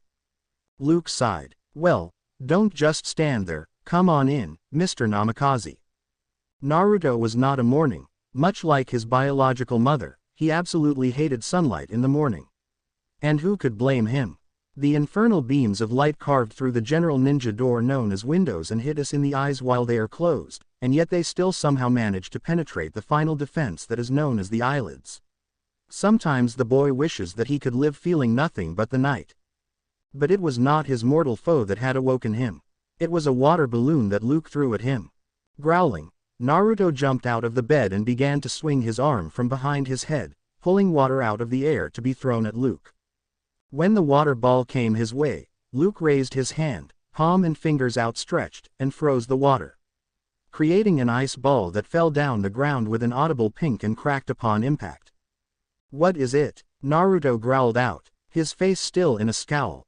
We have a guest. Get out of your jammies and look decent, the gray lad said curtly. Wiping his eyes, Naruto looked more closely at the blurry form of Luke. He was wearing a long-sleeved light blue and dark blue striped sweater, dark blue jeans with fur lined in, and fluffy house shoes. He was currently standing up straight with his hands in his pockets. "You just woke up yourself, didn't you?" A scowl wove its way onto the ice user's face. "I caught something from yesterday. I don't think that guy was healthy. Considering what I got in me, I should be immune to disease." Naruto moved over to his clothes drawer on the left wall, and pulled out a pair of black linen pants. "Well, that sucks for you. Luckily we Uzumakis are pretty resistant to sickness." Luke maintained his blank look as he turned around and walked out the door. "Still using those clones of yours, Naruto? Wonder if he sent a water clone or a shadow clone to the academy." When Naruto put on the black linen pants that came down to his 9-year-old ankles, he then put on a red sweater before getting the knots out of his hair with a hairbrush. "Don't do it with a comb. It's not worth it." Slipped on fox-themed house slippers, and walked out to the living room of the apartment. Whereupon he saw a surprise. There was the Yondaime with a mug of coffee sitting on the couch that the three of them stole 2 days after they moved into the apartment. Luke was over in the kitchen grabbing a Dr. Pepper from the fridge, Pepsi and Coke Suck. And Athena was sitting at the table reading Pride and Prejudice to baby Manaphy. Athena was dressed in a simple light green kimono with a white ribbon being used to hold it together. She had on bunny slippers. Naruto raised an eyebrow as he watched. Minato was looking at the interactions between Naruto's Dino and Luke's fletchling. "Hasn't he spied on us with a crystal like the old man does every now and then?" Naruto decided that he didn't like the curious looks that Minato was giving his Dino and decided to get to the point of the Yondaime's surprise visit. "Hokage-sama." The Yondaime's attention was shifted over to Naruto, who was, to Minato, was looking very pissed. But it kinda reminded Minato of the overprotective big brother glare of death. Sheepishly rubbing the back of his head and smiling, Minato put his half-empty coffee mug on the leaf pad to the bottom left of the coffee table.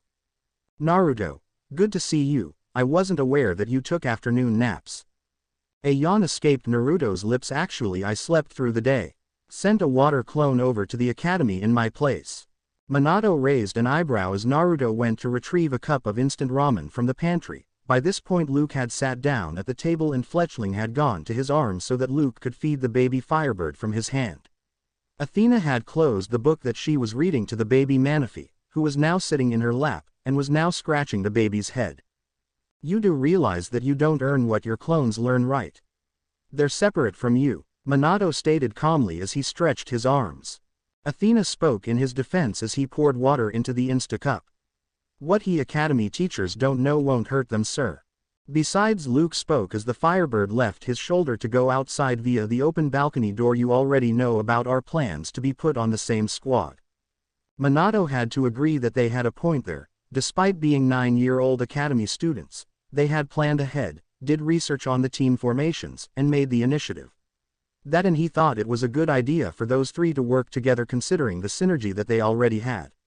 There was also the fact that Kakashi had spied on their elemental training, and according to him, their abilities combined together beautifully. "That still doesn't excuse not going to the academy, Naruto," he reprimanded, although only half-heartedly. "I was really tired and I didn't feel like going. What's one day on my spotless record?" He spoke in between mouthfuls of ramen. Luke turned around to look at the younger of the two blondes in the room with a confused expression. "How'd you heat up the ramen so fast? Normally it takes 3 minutes. In response, the question boy simply created a ball of water the size of a baseball and floated it above the palm of his outstretched hand. Making sure that he had all eyes on him, he then returned his attention to the ball of water. Seconds later the ball began to shrink as steam arose from the edge of the sphere before the entire ball was no more. Seeing the confused expressions of everyone in the room, sans Athena, he began to elaborate. "I simply began to vibrate the molecules of the liquid to cause an increase in energy, which in turn, created heat in the water." Upon noticing the shocked faces of Luke and Minato, Manaphy just looked even more confused. He simply shrugged. "It's nothing really hard. Athena threw the theory out and I put it to the test.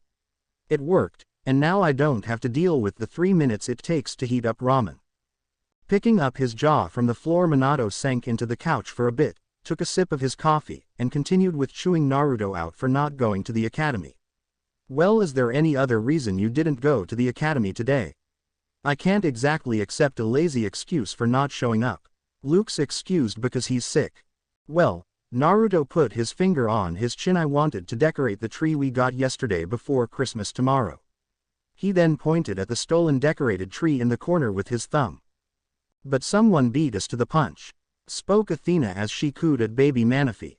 Manaphy over there keeps on saying it was Santa Claus, but we think it might have been someone else, spoke Luke as he scratched a Vulpix's back, being mindful to avoid pulling on one of its tails. But it's Tur. I saw him. He had a white beard and he was wearing all red. True. Not Tur, child. Speak properly, child, Athena chided. Yes, Auntie Athena, the child pouted. Minato had to smile at the scene. It really is like Naruto, Luke, and Athena are a family. They really have carved a life for themselves in this village despite the hate and prejudice against them. Hate and prejudice, that's my fault. I won't ask you to come to our home, what should have been your home. But that doesn't mean I won't invite family over to spend the holidays. Yondaime-sama. Minato turned towards Luke, who was now scratching the belly of the Vulpix. What was the purpose of your visit? I doubt that it was just to bring up Naruto's technical absence from the academy today. Curse you for bringing things back on track. With a sigh, Minato straightened himself. Now that he had the attention of everyone present, he began. Well, to start, you three have been having dinner with my family a number of times these past months, and well, Kushina has kinda taken a liking to you three. Naruto finished off his ramen. Athena began to pay more attention to the conversation and Luke fixed Minato with a bored look. When I was you three's age I was living on my own, an orphan like you three. I didn't really have anyone to spend the holidays with, so I can kinda emphasize with you three to an extent. And well, how do I put it? He began to scratch the back of his head, a reflex that happens when he became nervous. Well, me and my wife wanted to invite you over to spend Christmas with our family. Silence reigned, and then the three of them got in a huddle. Minato's sweat dropped. Think we should take it? Whispered Athena. Considering the trouble we went through to get that tree, I don't think so. Naruto, think of how Kushina will react. You remember how bad her temper was the last time you swapped out her underwear for bondage outfits. All three shivered unconsciously. Yeah, but that was a prank. This is completely different. Naruto, this is an invitation to celebrate the holiday with the Hokage's family. This isn't something you reject. Athena's right, Naruto. This isn't something we can ignore. Fine, but we switch their tree with ours tonight.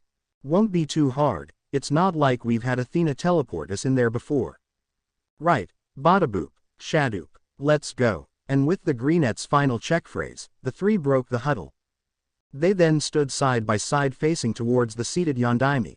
We accept your invitation, spoke Athena as she bowed. This of course made Minato happy, but before he could say anything he was interrupted. On one condition, said Naruto and Luke in tandem. And what condition is it? Minato said, curious about what they wanted. All three smiled before baby Manaphy jumped out of her seat and yelled out, you have to celebrate with all of us. And with that, all the Pokemon came out of the big ass hole in the wall before they all gathered at the feet of their respective summoner. The fletchling landed on Luke's left shoulder, and the Froakie jumped onto his right shoulder, and the Loundard went and stood in front of him. For Naruto, the baby Manaphy jumped into his arms, while his Vulpix and Dino went to stand at his left and right respectively. And for Athena, a Scyther walked calmly out of the hole and stood behind her, a little to the left as a Baneri and a Meditite went to her sides. Minato was shocked. He had never seen animals like these before, much less summons. Did each of these three possess multiple contracts? Never mind, I'll ask later. It's obvious that these animals are a form of summons. I'll have to talk to Jiraiya about this later. And these are. They look like summons. It was Luke who spoke up. They are our partners, our comrades. When we feel pain they feel it too. When you attack one of us, you attack all of us. They are our life partners and family. We do not reject or abandon our family, because family always protects their own. Society and status be damned. To Minato he saw the obvious message. I know, I won't forgive you, and I won't forget it anytime soon. And Minato had to give it to the kid, that glare of his sent chills down his spine. I can accept that condition. At least with all the extra company my youngest daughter will have a lot of people to play with. All 12 of them nodded at once. It kinda unnerved Minato as he turned to leave. We normally wake up around 9-ish for Christmas. Kushina will expect all of you to be there on time, unlike one of my Anbu. See y'all then. And with that final statement, he closed the door before Hiroshining away. And then Luke sneezed. I'm going to sleep this sickness shit off. You guys can do whatever, he said with a yawn as he walked over to his hammock bed that was located just above Naruto's bed. Just before he went to bed he looked at his reflection in the mirror, only to see the visage of Kyrium gazing back. Still not going to help me with learning the full use of these powers. It is still too soon. Your body is not yet ready. The ice dragon spoke in a tone of finality. And with that the gray-haired lad turned away from the mirror to gaze at a hand-drawn picture of the Hall of Origin made by Athena. With a sigh the ice user went to sleep after getting comfy with his positioning. Vowing to protect his newfound family. Like it, hate it, don't give a shit, a mom keep on typin'. Slam the alarm, throw off the covers, throw Naruto out of the shower. Take a shower, take 5 minutes for a piss, get out a bathroom. Accidentally flash your junk to Athena, grab the boxers. Put on the silver pants made of silk with metal lined in.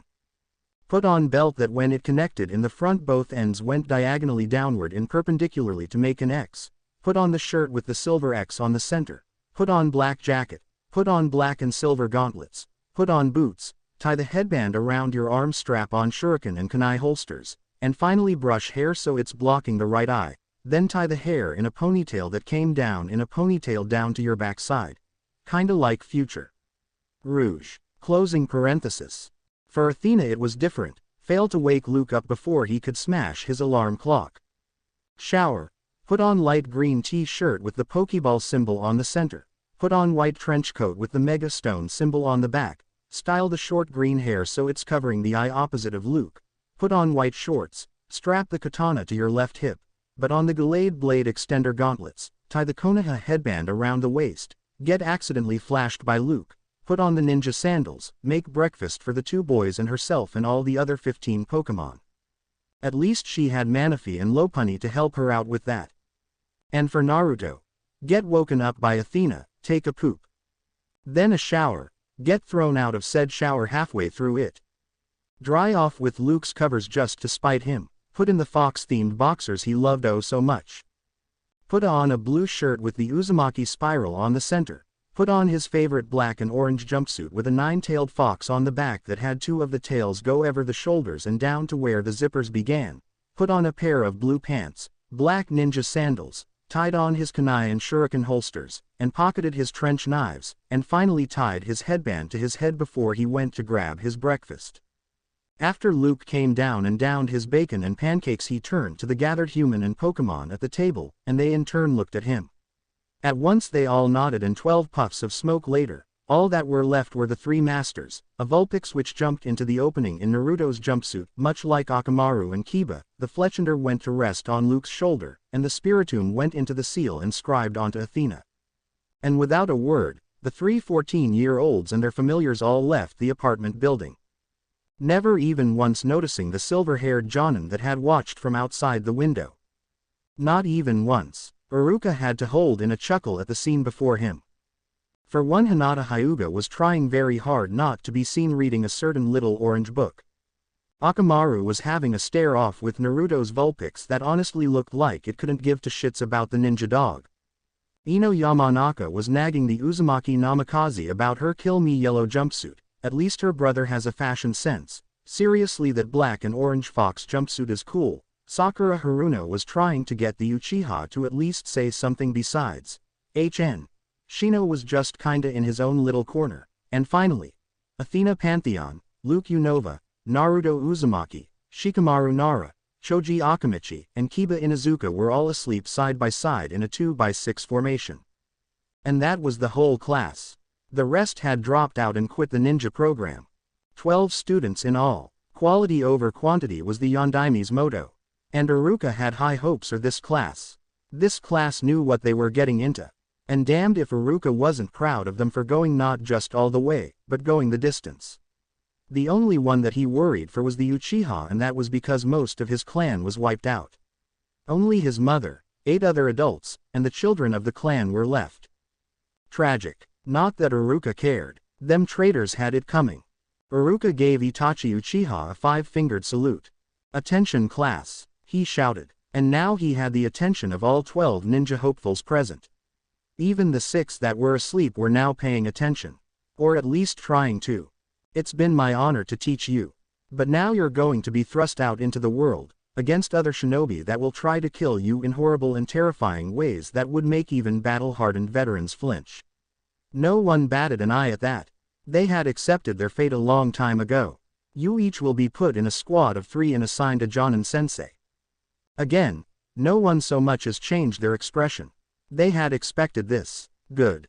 Because teams 1 through 6 as well as 9 are still in circulation, we will begin with Team 7. Which will be Luke Unova, Athena Pantheon, and Naruto Uzumaki. The Rookie of the Year, Kunoichi of the Year and the Dobi. It's a tradition, but then again you 3 played that right. Again no change. Honestly, either everyone already knew that or he was stuck in an illusion. He's still doing his job. Well, your sensei is Hitaki Kakashi, so go ahead and whip out cards against humanity if you want. He then looked back at the list. Team 8 will be Hinata Hyuga, Shino Aburame, and Kiba Inuzuka, a reconnaissance and hunter nin unit. The 3 members of Team 8 each looked at each other, as if assessing their teammates for any weaknesses and flaws before turning back to the instructor. Your sensei will be Yuhi Kurene, a genjutsu specialist, so be sure to double-check your surroundings. The 3 14-year-olds nodded their heads in response. Good, he would heed his advice. Team 10, Nara Shikamaru, Choji Akamichi, and Ino Yamanaka, the Ino Shika Cho trio, as well as an interrogation, capture, and assassination unit. You're in good hands with your sensei, Asuma Sarutobi. And finally, he got to the last squad, and the one that would have 2 of the most politically important people in the classroom. Team 11. Sakura Haruno, Aiko Uzumaki Namikaze, and Sasuke Uchiha. You will be an assault and destruction squad. Have fun blowing shit up. The reactions were different among the members of Team 11. For one, Sakura looked nervous to be teamed with 2 of the most politically important genin. Aiko looked sad that she wasn't part of her precious, Oni-chan's, team. And Sasuke just looked satisfied that he had at least one teammate that was powerful. To clarify, Naruto does not consider himself part of the Uzumaki Namikaze family. Naruto may forgive, but he does not forget. He was abandoned by that family, so he considers them strangers trying to adopt him. Strangers that invite him and his roommates over to dinner. A lot. Oh, and your Jonin sensei will be the Yondaime's wife. So have fun with a woman more eccentric than Anko Mitarashi. And with that, Iruka left in a puff of smoke. A shadow clone. And then the senseis came to pick up the teams. The first was Uzumaki Kushina, being the hyperactive mother. She arrived first. The only noteworthy thing that happened was that as she left her desk, Aiko bumped into Naruto's hand. It was after she touched his hand she felt a burning sensation located around her stomach for a split second. Figuring it as something she ate, she never told her mother about it. All the while Kurama laughed from inside the seal as he was finally reunited with his chakra and began to reverse the assimilation process of his chakra into the Namikaze Uzumaki's system. Finally reclaiming what was rightfully his. All the while Naruto smirked as he got his end of the bargain, the 2 taels worth of Kyuubi chakra that Kurama had gathered over the years. And now that Kurama was inside his former sister, she would have to gain Kurama's approval to use his chakra. No one should be given power for free. You have to work for that shit. One of the many reasons he outright hated the Sharingan. Copycat pink-eye bastards. As she was leaving with her squad, Kushina gave Naruto a smile that he returned. Former family or not, her cooking was bloody delicious. After Kushina left, the Jonin sensei of Team 8 and Team 10 arrived. A raven-haired, red-eyed beauty and a chain smoker respectively. After the 2 other teams left, that left Team 7 to their own devices. And by devices I mean cards against humanity. The winner won by group vote. 30 minutes later. Black card. What did the U.S. government drop on the children of Afghanistan? Athena. Bill Nye the Science Guy. Naruto. Batman. Luke. A thermonuclear explosion. Winner. Luke. 30 minutes time elapsed. 1 hour. Black card. Why am I sticky? Athena. Overpowering my father. Naruto. The Shodaime Hokage, naked, on a bear skin rug, with a saxophone. Luke. The Care Bear stare. Winner. Athena. Another 30 minutes later. Time elapsed. 1 hour and 30 minutes. By now the familiars had all left to the Pokemon Summon realm. Black card. Before we had underscore. Athena. Sarah Palin, Sarah fucking Palin. Naruto. My collection of high-tech sex toys, a vagina that led to another dimension. Luke. A windmill full of corpses, panty raids. Iruka. Converting homeless people to mobile hotspots, stranger danger. Winner. Iruka. It would be around the 2-hour mark that Kakashi Hatake would open the door and see his Genin squad and the Chunin instructor Iruka all playing a game that had questionable content. Felling the phantom pains that one woman caused on that faithful day Kakashi made his presence known. Team 7. Meet me at the rooftop in 5.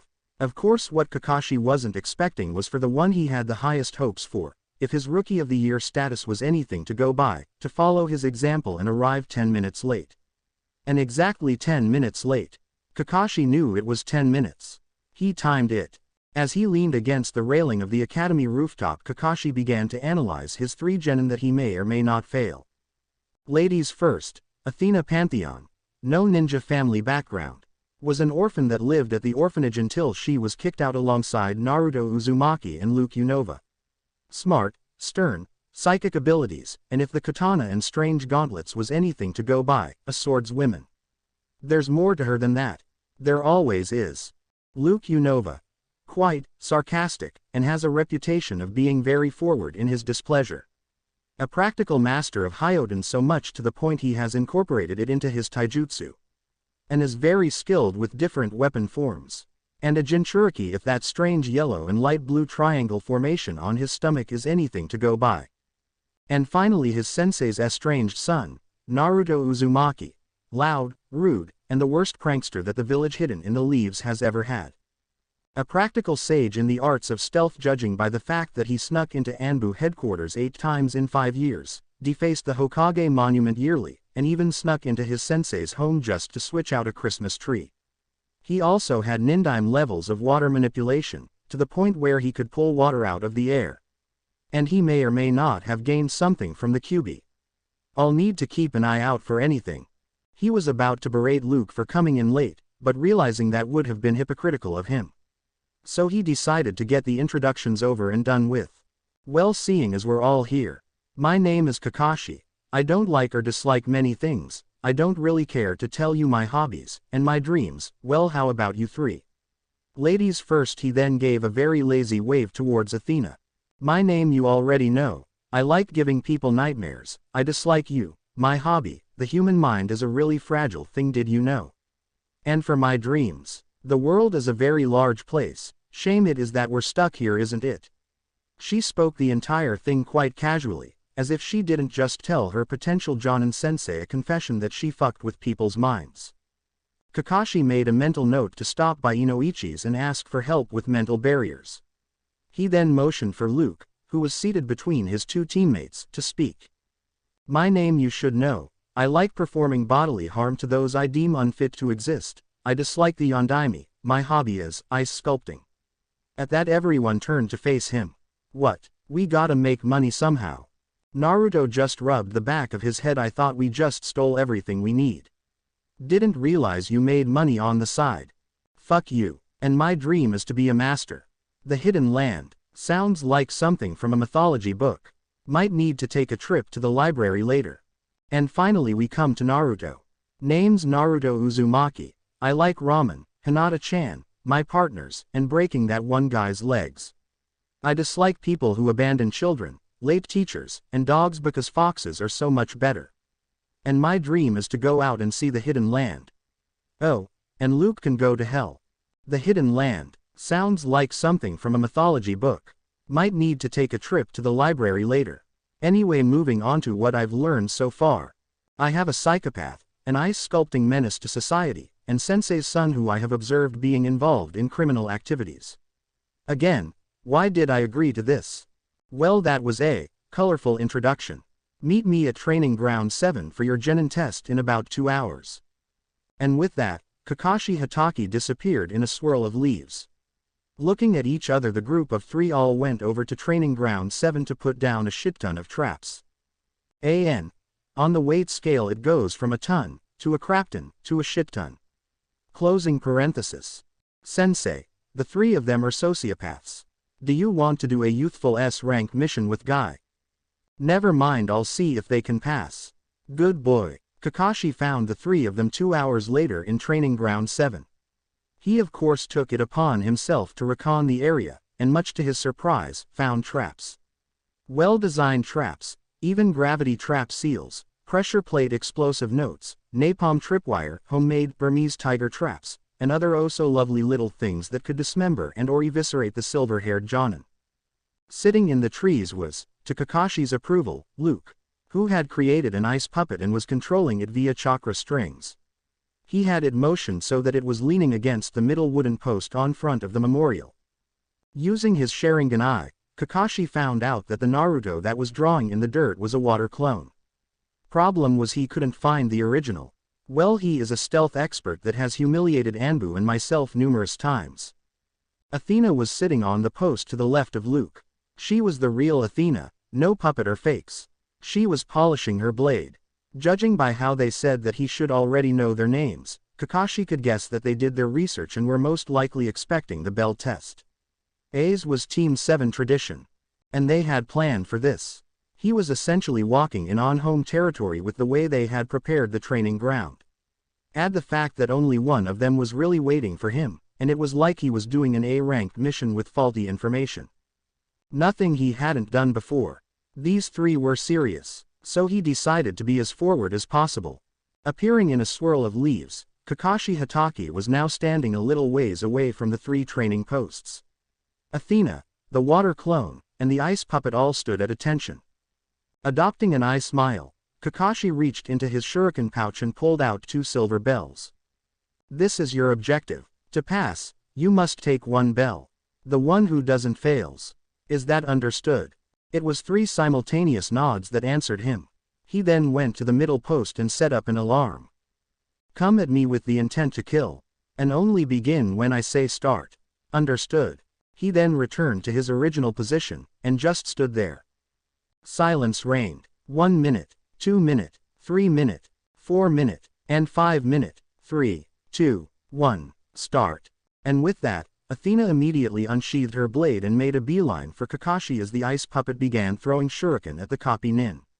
Said copy ninja caught the shuriken just as they were about to hit him with his fingers, sliding them up to the knuckle and using them as a makeshift brass knuckle to block the downward strike of Athena's katana. As she was trying to put more pressure down on the empath, the silver-haired nin brought out a kunai and charged it with chakra to block the blade of water that was held by the hands of the water clone, who had flanked Kakashi. Now blocking an attack from 2 sides, Kakashi eased up on the resistance he was putting up and twisted his body, causing both of his assailants to tumble forward. Allowing Kakashi the chance to escape from the deadlock and make a leap into the air. Only to have to pull up his kunai arm to deflect an ice Fuma shuriken from cutting him up, and then twist around midair to roundhouse kick the Naruto water clone that had leapt up after him.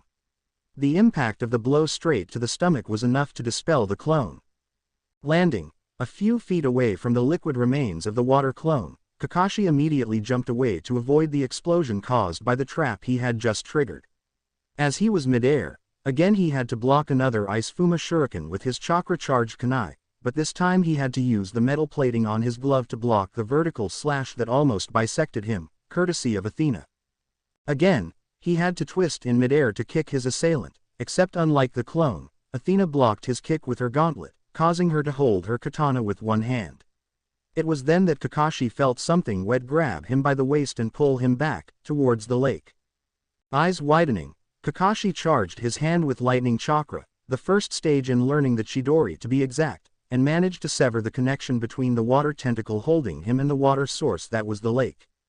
Not letting Kakashi have any room to breathe, Luke made the ice puppet create a spear of ice, with the pointy end being shaped like a drill just as Athena began to be outlined by a violet energy, before she began to charge up a shadow ball. Looking up, Kakashi barely had enough time to roll to the side to avoid being impaled by the lance, and then performed a sweep kick to knock him down, jump past the puppet to avoid another water tentacle, and throw an explosive note at the ice puppet before it could get up, creating an explosion that destroyed the ice puppet, as well as making a distraction to cover his retreat into the trees as he dodged Athena's shadow ball. Luke cursed as his ice puppet blew up before Athena appeared next to him. He's heading toward the area where we had Loundered set up the music seals. Is Naruto on his way over there? A nod. You and Naruto will charge at Kakashi with Naruto providing support while I wait for the perfect moment to grab the bells. That's as good a strategy as we'll get Athena. Alright, but we gotta move or else we will lose him. And like that, the two of them began to head off to the music seals to cut Kakashi off and ambush him. These kids aren't playing around. That was a sound strategy back there. Didn't expect Naruto to wait at the bottom of the lake and constantly try to drag me under. There was some good synchronicity between the girl and the Hyoten kid. As Kakashi leapt through the trees, he was too late to notice the genjutsu covering the containment seal that activated the moment he passed through its sensory line. This in turn alerted all three of them to the location of their test instructor. And just as Kakashi realized he had triggered something, the entire area he was in became encased in a barrier. Something like this was not taught at the academy. This was made by someone good enough in the art of fuinjutsu that they could make trap barriers. The entire clearing that he was in was encased in a bubble. The worst part was that there was no place to hide. Eyes snapping to his left, Kakashi saw a bunch of water shuriken coming his way, and was prepared to dodge until the water shurikens suddenly elongated and became ice shurikens, and then were accelerated by a wind jutsu. Not having enough time to simply jump away, Kakashi performed a substitution jutsu to escape, and it was sadly with the only log in the bubble. Appearing where the log originally was, he groaned upon seeing that he was still inside the bubble, and was now being treated to some really bad rap music. Scratching his head on what the hell they were planning to do with rap music, he barely saw the water arrows speeding towards him, and missed getting impaled by an inch. Jumping backwards to avoid the arrows, he saw Luke running towards him as the boy plucked a water arrow out of the air and freezed it to become a dagger. He then leapt into the air and attempted to stab Kakashi with the elongated ice dagger in the abdomen, but was blocked by an open palm strike, and then grabbed the boy's other hand and swung him over his shoulders into the ground and immediately jumped away to avoid getting hit with a water arrow. Mid-air, Kakashi went through a few hand signs before blowing out a fireball towards Naruto, who created a water dome around himself to block the fireball. This in turn created a cloud of steam that Kakashi used to his advantage by using a Doden jutsu to dig underground, try to submerge Luke underground. Big mistake. The moment Kakashi's hands touched Luke's ankles, his hands were frozen in ice. In his shock, he was pulled upwards by Athena's psychic abilities. Just as she was about to grab the bells, the alarm went off. Kakashi was about to say something, but Naruto and Luke just plucked them right off his belt. Seeing as how all three of them didn't really do anything wrong, no one was tied up.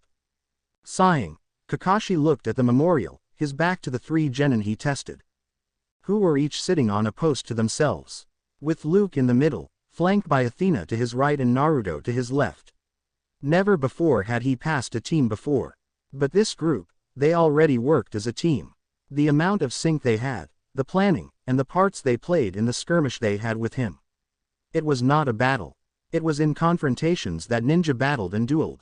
Not drive-bys and tests. Those are skirmishes. Athena, she was the one who set up all those seal traps.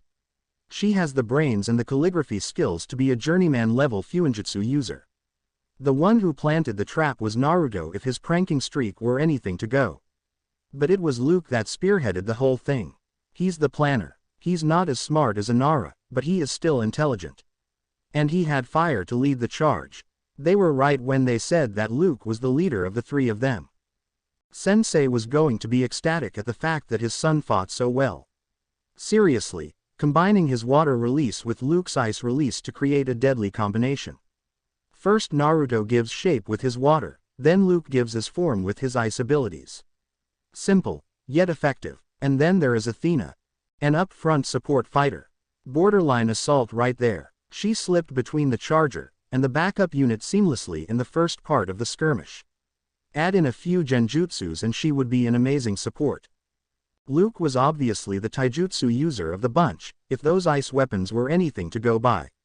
Maybe he and that girl from Guy's team could help each other out. At first he hung back, but the moment he got in the fray he was relentless, using every opportunity he had at his disposal.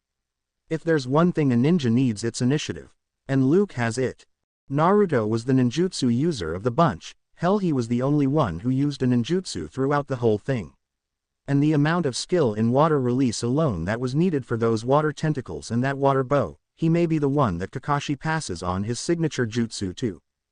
After a while of going over their performance in the skirmish, Kakashi spoke up. "A leaf for your thoughts." Silence reigned until Luke spoke up. The bell test is a test designed to pit the team against itself in the hopes that the team would put aside their differences and work together. Correct. Kakashi never even turned around to face him. Why? I wonder why you would ask that. The moment we get these headbands we are given access to the genin sections of the library. Spoke Athena. Correction. Actual genin greenie.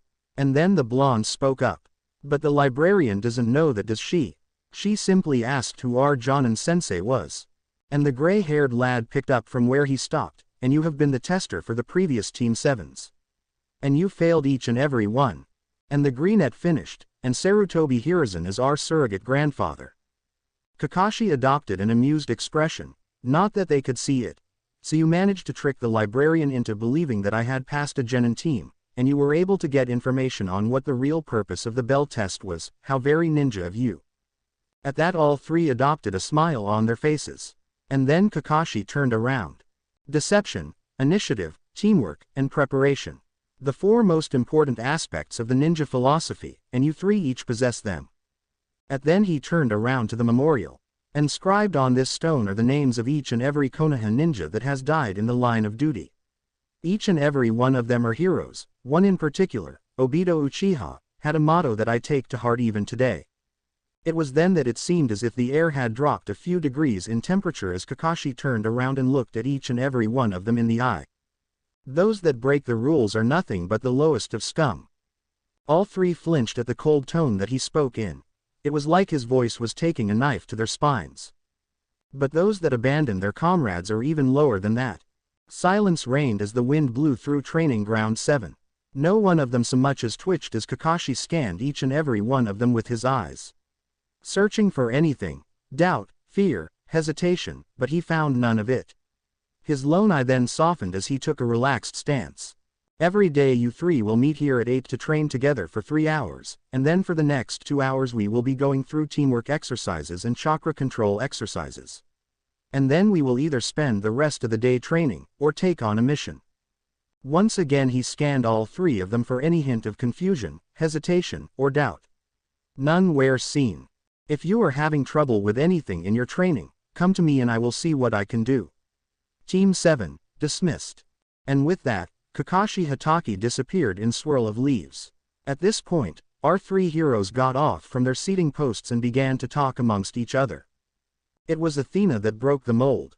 "Sue, meet with everyone else at the barbecue place." "Meh, I was gonna say ramen but that works." And with what was essentially a shrug, the three of them went to get barbecue while the Jonin sensei of the graduate teams convened with the Hokage. Jonin sensei Asuma Sarutobi, Kurene Yuhi, Kushina Uzumaki Namikaze, and strangely enough, Might Guy stood in front of the Hokage Minato Namikaze as they waited for the arrival of the final Jonin sensei, who also happens to be really hip, Kakashi Hatake. Seriously, can he arrive on time once, just once? I miss the old days of Team Minato when he was always punctual. Ranted the blonde Hokage. Yes, while my eternal rival is tremendously hip and cool, his attendance is something I fear I will always beat him at. Yeah, well, the porn-reading bastard has always been like that for a while. And me thinks he need to be put in shape. Why the hell is Guy here? Asked the chain smoker. Why can't there be one guy, just one normal guy in the village that's nice and single? Asuma adopted a look of shock. What about me? The raven-haired beauty just fixed him with an ice-cold glare. Drop the cig, and then we'll talk. Hell no, lady. Live by the smoke, die by the weed. Every adult fixed him with a deadpan, what, face? It is most smoking is a most youthful relaxant, it is unyouthful to be smoking a joint. And then everyone else looked flabbergasted as Asuma got chewed out by Guy. Simply because he used such hip language. And then Kakashi strolled in with an eye smile. Yo, I dressed myself, what's up? The fourth Hokage took a sip of his coffee before addressing his tardiest Jonin. Kakashi, where the hell were you? Said Jonin began to rub his hands together. But you see, I have a legit excuse this time.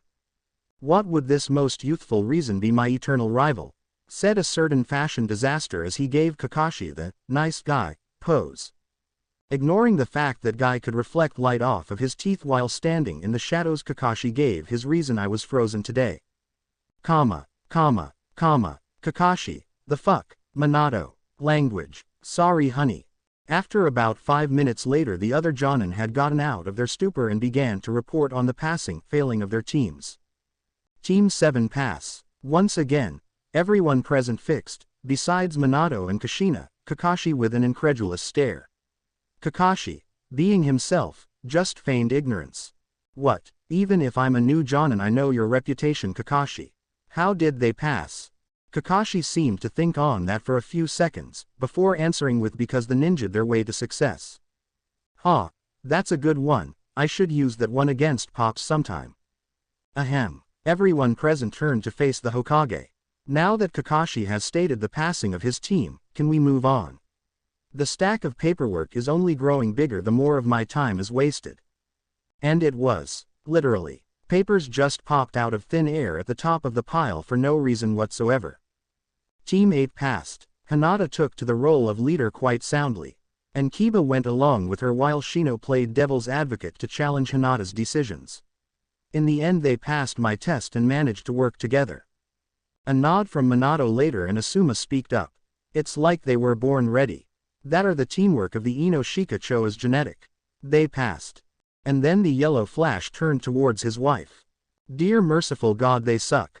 Seriously, who thought it was a good idea to team my mini-me with an emo and Pinky? Minato began to scratch the back of his head while looking away, whistling, and taking a sip of his coffee. All at the same time. I mean, they only survived the beatdown I gave them because our little girl rallied them. And I don't like the way the duck ass looks at Aiko. And don't get me started on how fast the fangirl was taken out. I mean, they could have at least tried to play dead before they screamed. Yeah, the reason Anko is like she is today is because of Kushina. And yes, I have gotten rid of her verbal tick. It was a bitch to type down, so I got rid of it. I'm the writer, I can do the shit. Honey, did they pass or not? Oh, they did. But just barely. I believe that I will be whipping them into shape for 3 months straight. It was at this point that everyone else had different thoughts running through their heads. Wonder if Shikamaru is up for a game of shogi. Seriously, 5 games in a row and I didn't so much as put a dent in his concentration. I need to work on my tactician skills. Asuma Sensei always was a slave driver. I kinda pity those kids she's teaching. Wonder if I should do the same to my team. Actually, bad idea.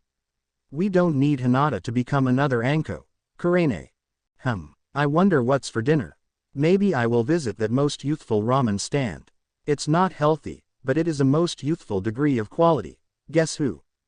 Yeesh, am I glad I don't have to teach Kushina Ne-chan's team. Their teamwork and connection with each other sounds downright horrible. Especially the Uchiha, he sounds like a loose cannon. Imagine what he would do with my prized Chidori. Nothing good can come of that. Kakashi. 63, 64, 65, 66, 67. What did 2 just appear at the same time? Shit, is that what's going to happen from now on? 2 papers at a time instead of 1. Damn it, I am not getting any sleep tonight at this rate, Minato. And then used the 1,000 years of death on the pole shoved up the duck butt's ass. And by that point, honey, I already saw it through the crystal ball. Now that everyone is done reporting, can you all get the hell out of my office? Except for you, Kakashi. I need a more valid reason than the fact they ninja'd their way into passing. And with that everyone left the office except for Kakashi. And Kushina was still ranting on what happened during her test. Motor mouth indeed.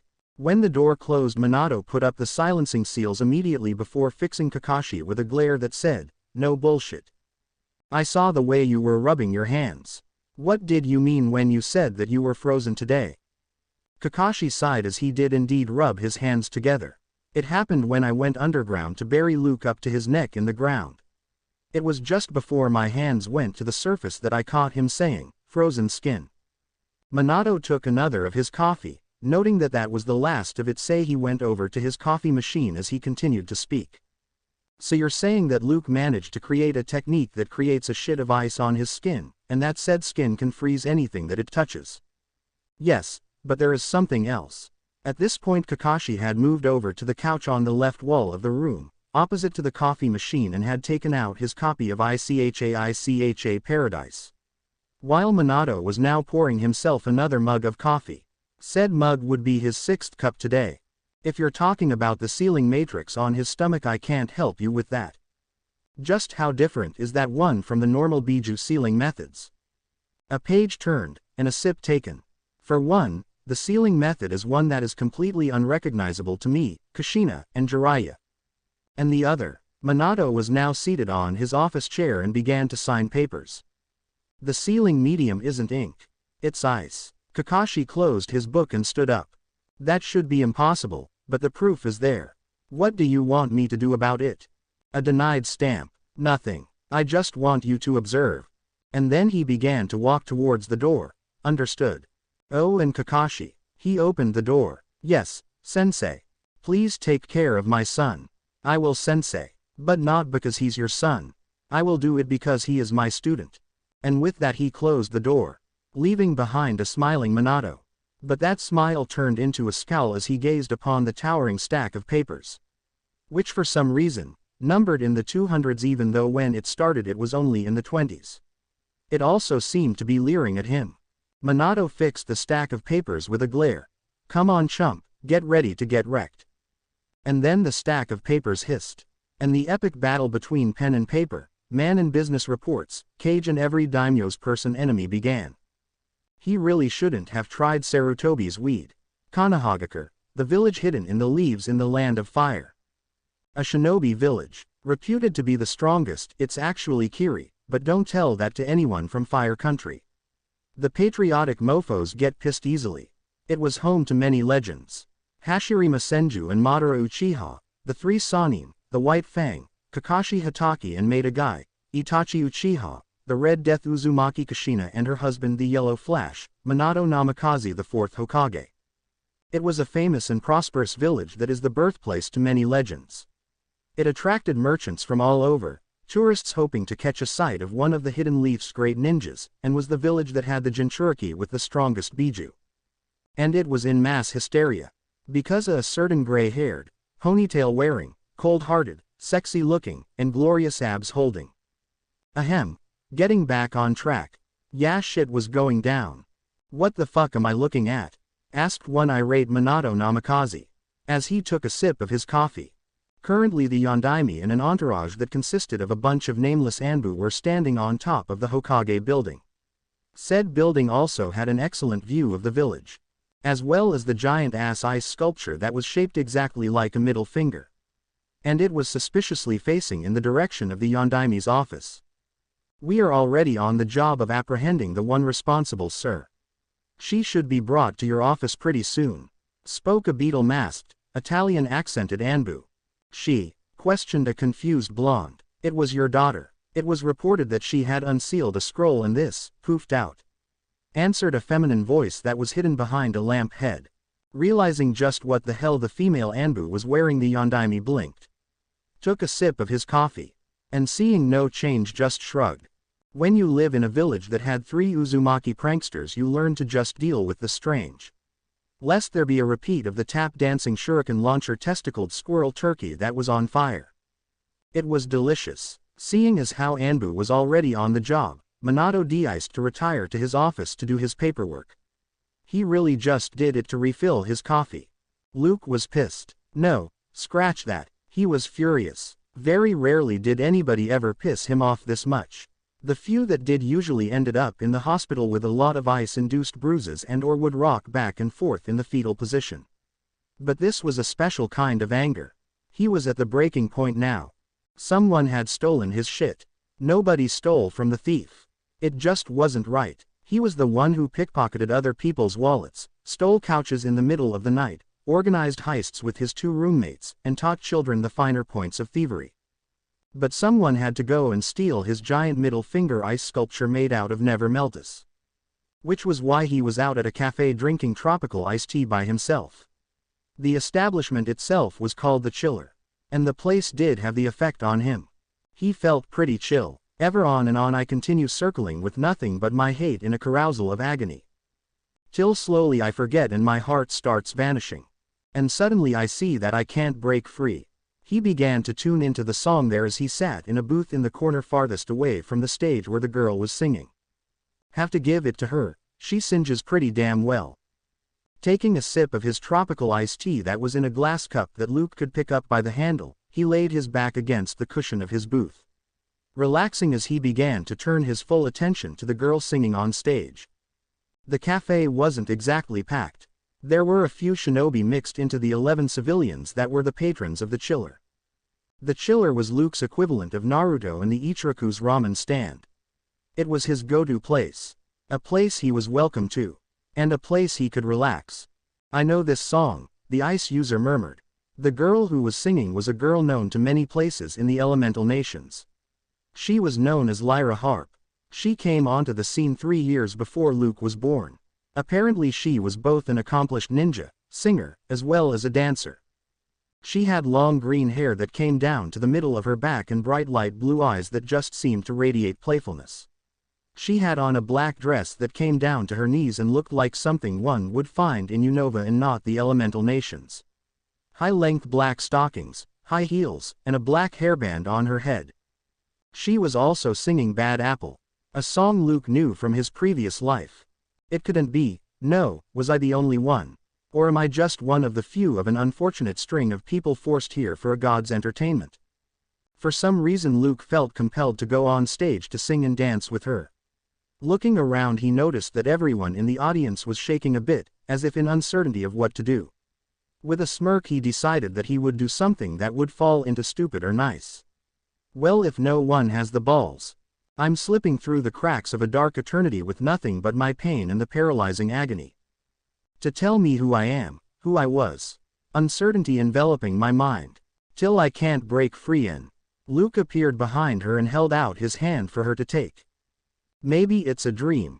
Maybe nothing else is real, but it wouldn't mean a thing if I told you how I feel. Lyra had to suppress a gasp from the fact that someone else besides her knew this song. Steeling herself, she took his outstretched hand as she picked up the verse. So I'm tired of all the pain, all the misery inside. And I wish that I could live feeling nothing but the night. Lyra was now twirling as the two of them danced together to a song with no music. You can tell me what to say. You can tell me where to go. But I doubt that I would care, and my heart would never know. If I make another move there'll be no more turning back. Because everything would change, and it will fade to black. It was at this point that Luke catched a falling Lyra that he had thrown into the air, singing the rest of the song as they danced together on the stage in the Chiller Cafe. Eventually the song ended, and the watching 11 people clapped to the little surprise performance that Luke and Lyra put on. Eventually someone else came up with a guitar to give out a performance of their own. With everyone in the cafe focusing on the new guy with the acoustic guitar, Luke and Lyra went over to the booth Luke was originally sitting at. Ordering some tea for herself, Lyra was the first to break the ice. With a voice that sounded like she was singing, even though she wasn't. So you two were dragged here as source of entertainment. Luke looked to the side as he sipped some of his tropical iced tea. Yeah, I got an empty ice block with no ideals to go off of. You, he shot back. She adjusted her hair. I got a melodious voice and a tap dancing fruitcake. A ding sound reverberated throughout the cafe. So that's why I felt like I should go on stage with you. He then paused for a minute before chuckling. So the dancer is a fruity. When you put it like that I think I got off nice and easy with Stone Cold here. He exclaimed as he smiled. Lyra huffed before adding her thoughts. Well yeah, you're not off your rocker like Space Virus was when I ran into him. Luke looked at her with obvious disbelief in his eyes. Can't be that bad. She fixed him with a glare. He was trying to drink my hair with a spoon. Okay yeah, he's a loony. After that statement the two just relaxed as he listened to the acoustic guy. He was actually pretty good. And if Luke was right, he had never played at the chiller before. Looking closer at the guy, he stood out a bit. For one, those musical note earrings looked like they were made out of diamond. They glittered like a diamond too. He had on a purple butler outfit too. Scarf, tie thing and everything. His purple and gray pants seemed to only accentuate the whole personal servant feel to him as well. His guitar looked very plain as well. Nothing special, but the music did leave a very calming feel on Luke. Hey man, that guy knows how to chill. That's the cafe owner. He's stoned half the time he's working. Just ignore him. That guy, Luke murmured. She sipped her tea. The cafe owner. The dude high off his ass. No, I meant the guitar guy. Lyra raised an eyebrow at him. What about him? He's your partner, isn't he? It would explain why I've only seen him today. The same day that you strolled into town. He's a chatbot, ain't he? She chuckled at this. Cat's out of the bag, isn't it? It never was. He chuckled back. Is that even a thing? So what are you exactly doing here? He said as he raised his glass for it to be refilled. Pretty soon there was a slight gust of wind and the glass disappeared for a second before reappearing in his hands. Completely refilled. Again, Lyra raised an eyebrow. Ninja waiters on standby. Must be AD rank mission. Shrugging off that display of ninja-ness, Lyra began to reply to Luke.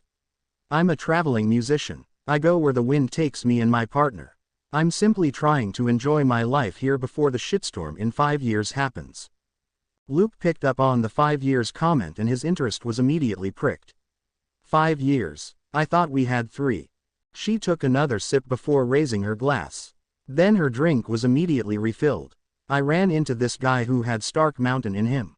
His Cladle partner told me about the whole time extension thing. His partner told you and not himself. Lyra immediately began rubbing her shoulder. Well, it was after he had almost killed me in Guilford over there. Luke had a look of surprise. Almost killed you? He a bloody psycho or something? Lyra fixed Luke with a hard stare. Have you ever heard of the Iwanin Tony Yamaguchi? The only thing I know about him is that he has Heatran in him. And you told me that. He then made a motion with his hands. Do tell, fair maiden. Lyra simply took in a sigh. Well, appearance-wise he's pretty tall. Long orange hair with gray bangs that make it look like he has horns. It's given him a reputation as the horned monster of the Demon's Mountain. Luke nodded his head at the information. Anything that makes him easier to spot. Like preferred clothing. She nodded. A gray jacket. It's easy to recognize his handiwork. Just follow the earth spikes, melted bodies, corpses full of steel, charred bodies, and pools of lava. Sounds like a brutal kind of guy. Lyra flinched as if reliving an uncomfortable memory. Luke took notice of this. That bad, huh? You weren't the one who was literally hugged by him so that his harmful body heat could burn you alive. She snipped back with a bit of venom in her voice. Now it was Luke's turn to flinch. Seems he had stepped on a painful memory. Why did he attack you anyway? She simply looked away for a second before answering. It was because I was traveling with some Konohanin. She whispered. Looking at her conversation partner, Lyra saw his grave look. He killed them all. The only reason I was spared was because I had the same condition as him. She said in air quotes. Luke rubbed his chin in thought. So he hates Konoha. Big deal. Almost all of Iowa hates us tree huggers. What makes him so special? Again Lyra rubbed her shoulders. His parents were killed by Konohanin. She didn't finish. Because Luke finished for her. Right in front of his very eyes, I take it. She slowly nodded her head. Luke simply sighed as he took yet another sip of his tea. This world is fucked up. Please, good sir, do not use such crass language when in the presence of my mistress. Spoke an English accented guitarist from behind Luke. Luke immediately turned around. His ninja training demanded of him to do so. Upon seeing who had addressed him, his eyes softened. You're her partner, I take it. Good to meet you, he said with a smile as he held out his hand for the human Chadok to shake. Said cutesy was immediately returned with vigor. Ah, it is nice to see a courteous person such as yourself. But sadly me and my mistress must go if we are to make it on time to our appointment. Lyra sighed in exasperation. Is it time already? I thought we would have more time to talk, Luke. Said teenager simply shacked his hands in front of him. It's all right. I just came here to blow off steam. Which I did thanks to you, Lyra. Well, if that's the case, she reached into a hidden pocket in her dress. Pulling her hand out, she handed Luke a card. That's my business card. Call me up if you need me. The card receiver simply smiled. And then smirked. I'll be sure to call you up if I need help with any of my heists. Lyra then turned to face her partner Guilford. Meet me at the place of our appointment. I'll catch up. It was nice meeting a normal legend container for once. Yes, Ojou Sama. He replied happily, and then ran up the stairs and out the doors with haste. Luke chuckled at the sight.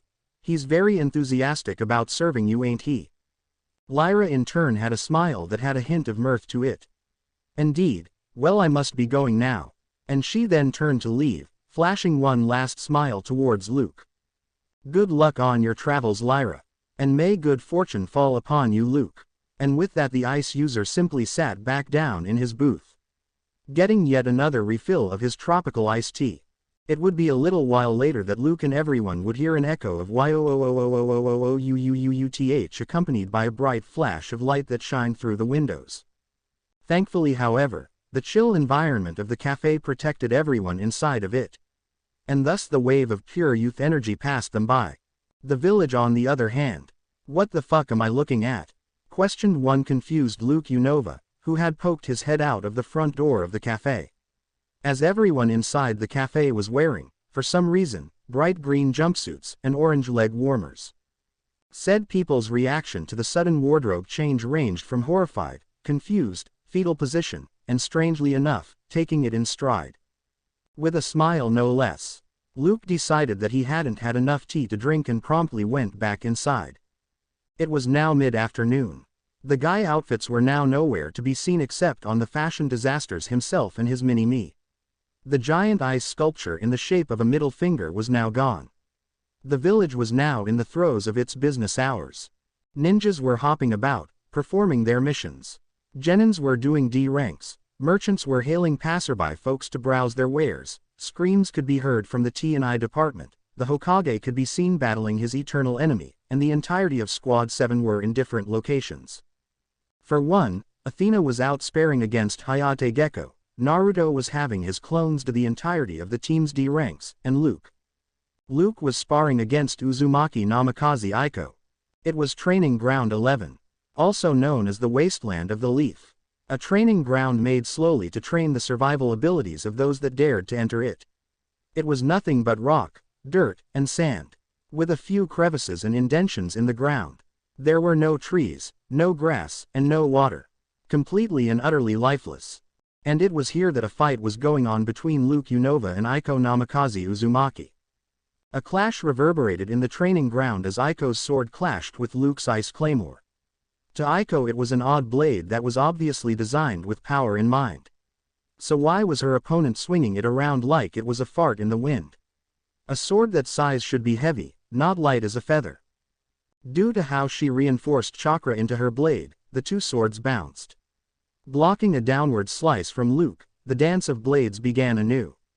Breeze sweeping across the meadow encountered frigid teeth of the howling wind. Lance of the cold truth met the ascending gale of the north.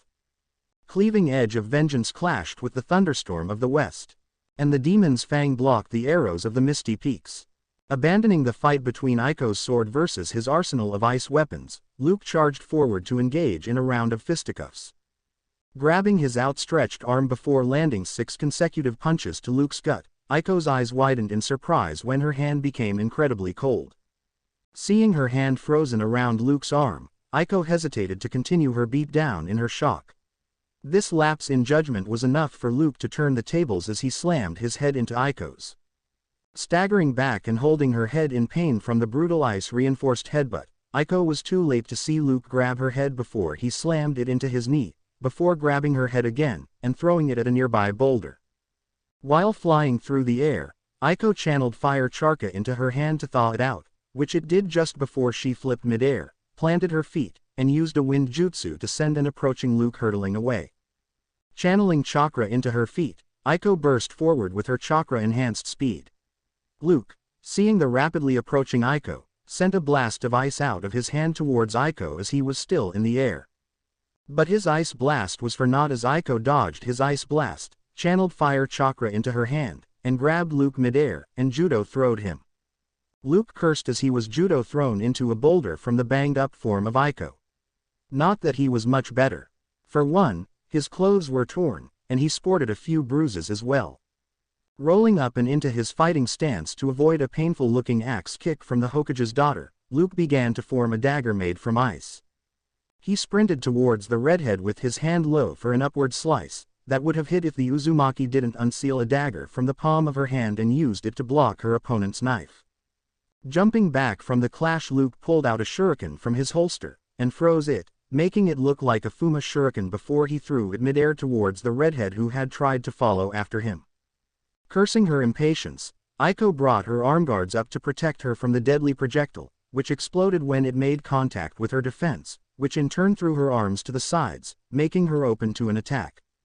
Which Luke had already capitalized on, seeing as how he had planted his foot in her stomach just after her guard became open, sending her flying. Flipping around midair, Aiko planted her feet on the ground before springing back towards the now charging Luke with a fist enhanced with earth chakra to hammer him. When her fist smashed into Luke, it revealed that he was nothing but an ice puppet. Immediately putting her sensory skills to use, Aiko tried to search for the gray-haired lad. Sensing him come up to her back, she blocked his roundhouse kick with left arm. Upon impact, Aiko grabbed his outstretched leg and threw him towards a nearby boulder. "Would you stop throwing me, you fucking chuckster?" Luke cried as he created an ice sword to stab into the ground to help break his fall. "Fuck no," was the simple, yet eloquent reply from the heiress to the Uzumaki clan as she began to create a Rasengan with the help of a clone. Getting to his feet, Luke saw the technique that Aiko was about to charge at him with. With a smirk, Luke outstretched his arm, his hand in a karate chop formation. Focusing his power, Luke began to make ice grow out of his wrist and formed around his hand, shaping it into a conical figure. Except for a few things. It was a cone that had an incredibly sharp point and greaves that began in multiple areas in its base that spiraled towards the top of the cone and met up with its fellow indentions. Gazing at his handiwork, Luke looked over his personal technique before he made it start to spin, much like Aiko's Rasengan was spinning. Luke had made a drill out of ice. Seems simple? No, it's not. This technique was the result of years spent mastering his power. It was a technique that, when finished, would combine both the power he inherited from Kyrium and his chakra. The technique had 3 steps, with the last 2 involving chakra. Luke was only using step 1 of the technique. But step 1 was enough for its first ever live combat experience. Just as Aiko's Rasengan was making a whirling sound, so too was Luke's personal move. Eyes locking, the two of them began to charge towards each other. Rasengan, came the cry from Aiko. Breaker, came the shout from Luke at the same time. And then the techniques met. Spiraling sphere met spiraling drill. A technique designed to rip apart its target, and the other designed to pierce its victim. The result, an explosion of power that knocked one of the combatants away. Gazing up from her downed position, Aiko saw Luke's outstretched form. His arm thrusted forward for the thrust, his legs bent to better hold his ground, and his eyes locked onto her beaten body. With a smirk, Luke said only one sentence. "I win." And for the first time in her 14 years of line, Uzumaki Namikaze Aiko tasted a new flavor of defeat. The bitter flavor. For she had lost a fight that her team was cheering on for her to win. In all her spars with Sasuke and all the others she spared with, all of her losses taught her a lesson. There was no lesson to be had here. Luke Unova had defeated her strongest technique with one of his. A technique he had created himself. Even her Rasengan was made by someone else, her father to be exact. The only other technique that was like the Rasengan was the Chidori, and that was made by her Kakashi Ni-san. Even with her best technique she had lost. And this loss would fuel her desire to grow stronger. 1 hour before the fight started. It was at the bridge just over in the residential district, the one that was over a river. Surrounding the river was an abundance of trees, grass and flowers. It was a local tourist hot spot due to it being the very location that Mito Uzumaki and Hashirima Senju were married. It was also the location of a meeting between Teams 7 and 11. Hey, that rhymes. Sasuke Uchiha and Sakura Haruno seemed to be eyeing their Jonin-sensei with what seemed to be fear. Granted, they were covered in bandages and bruises. And cuts. And Kushina seemed to be sporting a smirk that just sent chills down the spine. Team 7, for the most part, except for Naruto, he was eyeing Kushina with the same amount, if not more, of fear as the two non-Uzumaki members of Team 11. Then again, she was his mother. Oh, and Kakashi was reading his porn. Good stuff right there. An absolute work of art. So it's that time, Kushina-ne-chan. Spoke Kakashi with an eye smile. Kushina returned his eye smile with a smirk. Yes, it is. Which one of these kids have you got to represent your team? A page turned. Well, while it would be interesting to show you how far your nephew has progressed, I'm going to have to go with Luke on this one. Ah yes, the official explanation for why an Uzumaki like Naruto looked like the Yondaime. The populace was told that a relative of Minato's had a kid with a relative of Kushina's, giving him both the Namikaze family genes as well as the Uzumaki family's chakra supplies and stamina. It got people to shut up about him being the son of the Yellow Flash, and it served to somewhat protect him from IWA assassins. Well, I'm going to have to go with my adorable little ball of mayhem for this little bet. Replied the Red Death. It was here that Sakura Haruno spoke up. Kushina-sensei, what are you talking about?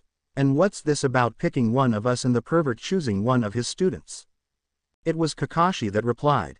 Well, you see, Pinky, this is the first time that I've ever taken a genin team. He left off there for Luke to pick up from. And this is a bet that was made a long time ago, he trailed off.